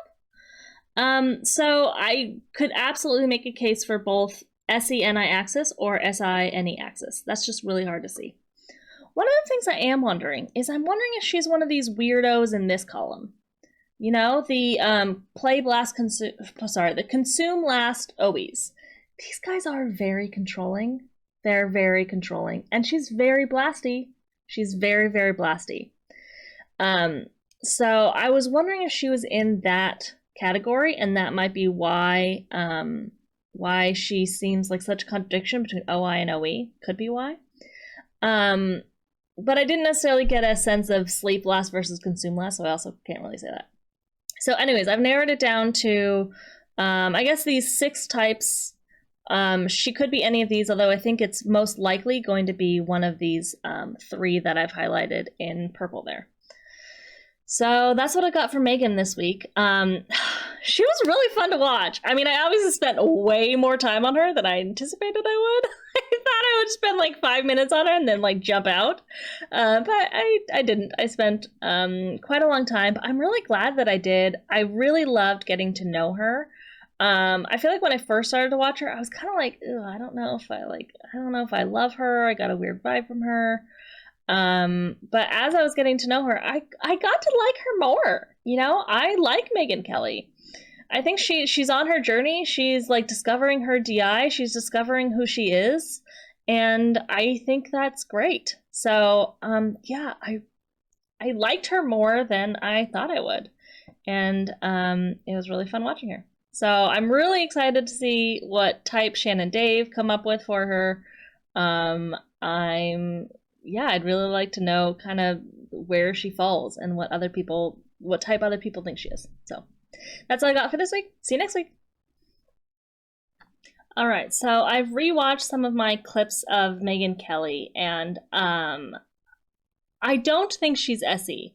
She's not channel changing, and she's also not sloppy with her sensory.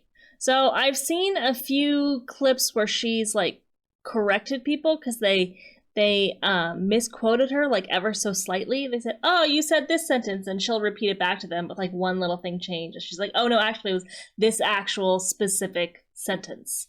And I don't think the Essies do that. I don't think the Essies get that personal and specific about like the exact way that they said this specific phrase. So there's that. And then there's also the fact that she's not channel changing. I don't see her changing the channel when she's talking. I don't necessarily see a ton of chapter talking. Yeah, I mean, she's not an IJ, right? She's got OI in the middle. Like, there's not a ton of chapter talking, but there's not channel changing. And then I also saw a clip where she was making rules for herself. So, actually, I might even have that. Yeah. On 60-second. Hold on. Maybe it worked at some level, right? Yeah, it's chips in the bank. And so she's talking about how she used to practice as a young reporter, like the way that she would practice getting comfortable in front of the camera. Honestly, even just the exercise of getting on your feet, you know, like comics have that experience, which is so helpful. And I, as a lawyer, had that as well, which was helpful. But like, you got to keep doing it. That's a muscle that needs exercise. Like getting up there, making your point. I used to practice on a little phone, like I'm looking into right now. And I would pretend to do a television hit, you know, like there was a fire down on 54th today. It was just made up news, fake news. And my rule for myself was I couldn't stop. So no matter what, if I stumble, I have to do 60 seconds on the fake fire. And it was very helpful because... Okay, so I have to do 60 seconds on the fake fire. That's my rule for myself. So she uses a lot of intuition. You saw in the beginning of the clip, she's like, oh yeah, it's chips in the bank. Like she uses analogies and she's making up fake news and she's making up, you know, non-sensory things. So she uses intuition so much, but she also makes rules for herself. And her rules are in the sensory. I have to do 60 seconds. So if she is Savior Sensory, then she's got to be Savior SI. Because her sensory is personal. Her sensory is not sloppy and extroverted and disorganized. Her sloppy is personal and introverted and organized. And very specific and very So yeah, I'm pretty confident at this point that she is Savior SI. So here's my final guess. Double masculine, FESI, blast, play, consume, sleep. So that would mean she's almost my exact type twin, except slightly more aggressive, or maybe a lot more aggressive, and a much better memory. So yeah, she was just such an interesting person this week. I still really wish there was an interview with her and Hillary Clinton. It would be so good to watch her and Hillary Clinton talking, because they would be the exact same person, but Megyn would just school Hillary on the sensory. And that would be so good to watch, but it doesn't exist. So yeah, I'm not surprised that she's the same as me. She seems like me. The way she talks about her social insecurity versus her kind of imposter syndrome and like weirdness around her TI is the same as me. Just her language is the same as me. She's me. So this was a fun week, and this was not traumatizing. This was not a traumatizing week at all. Definitely not. I also loved criticism as a child, and I never once thought that I was bad. Do you believe me? Okay, good.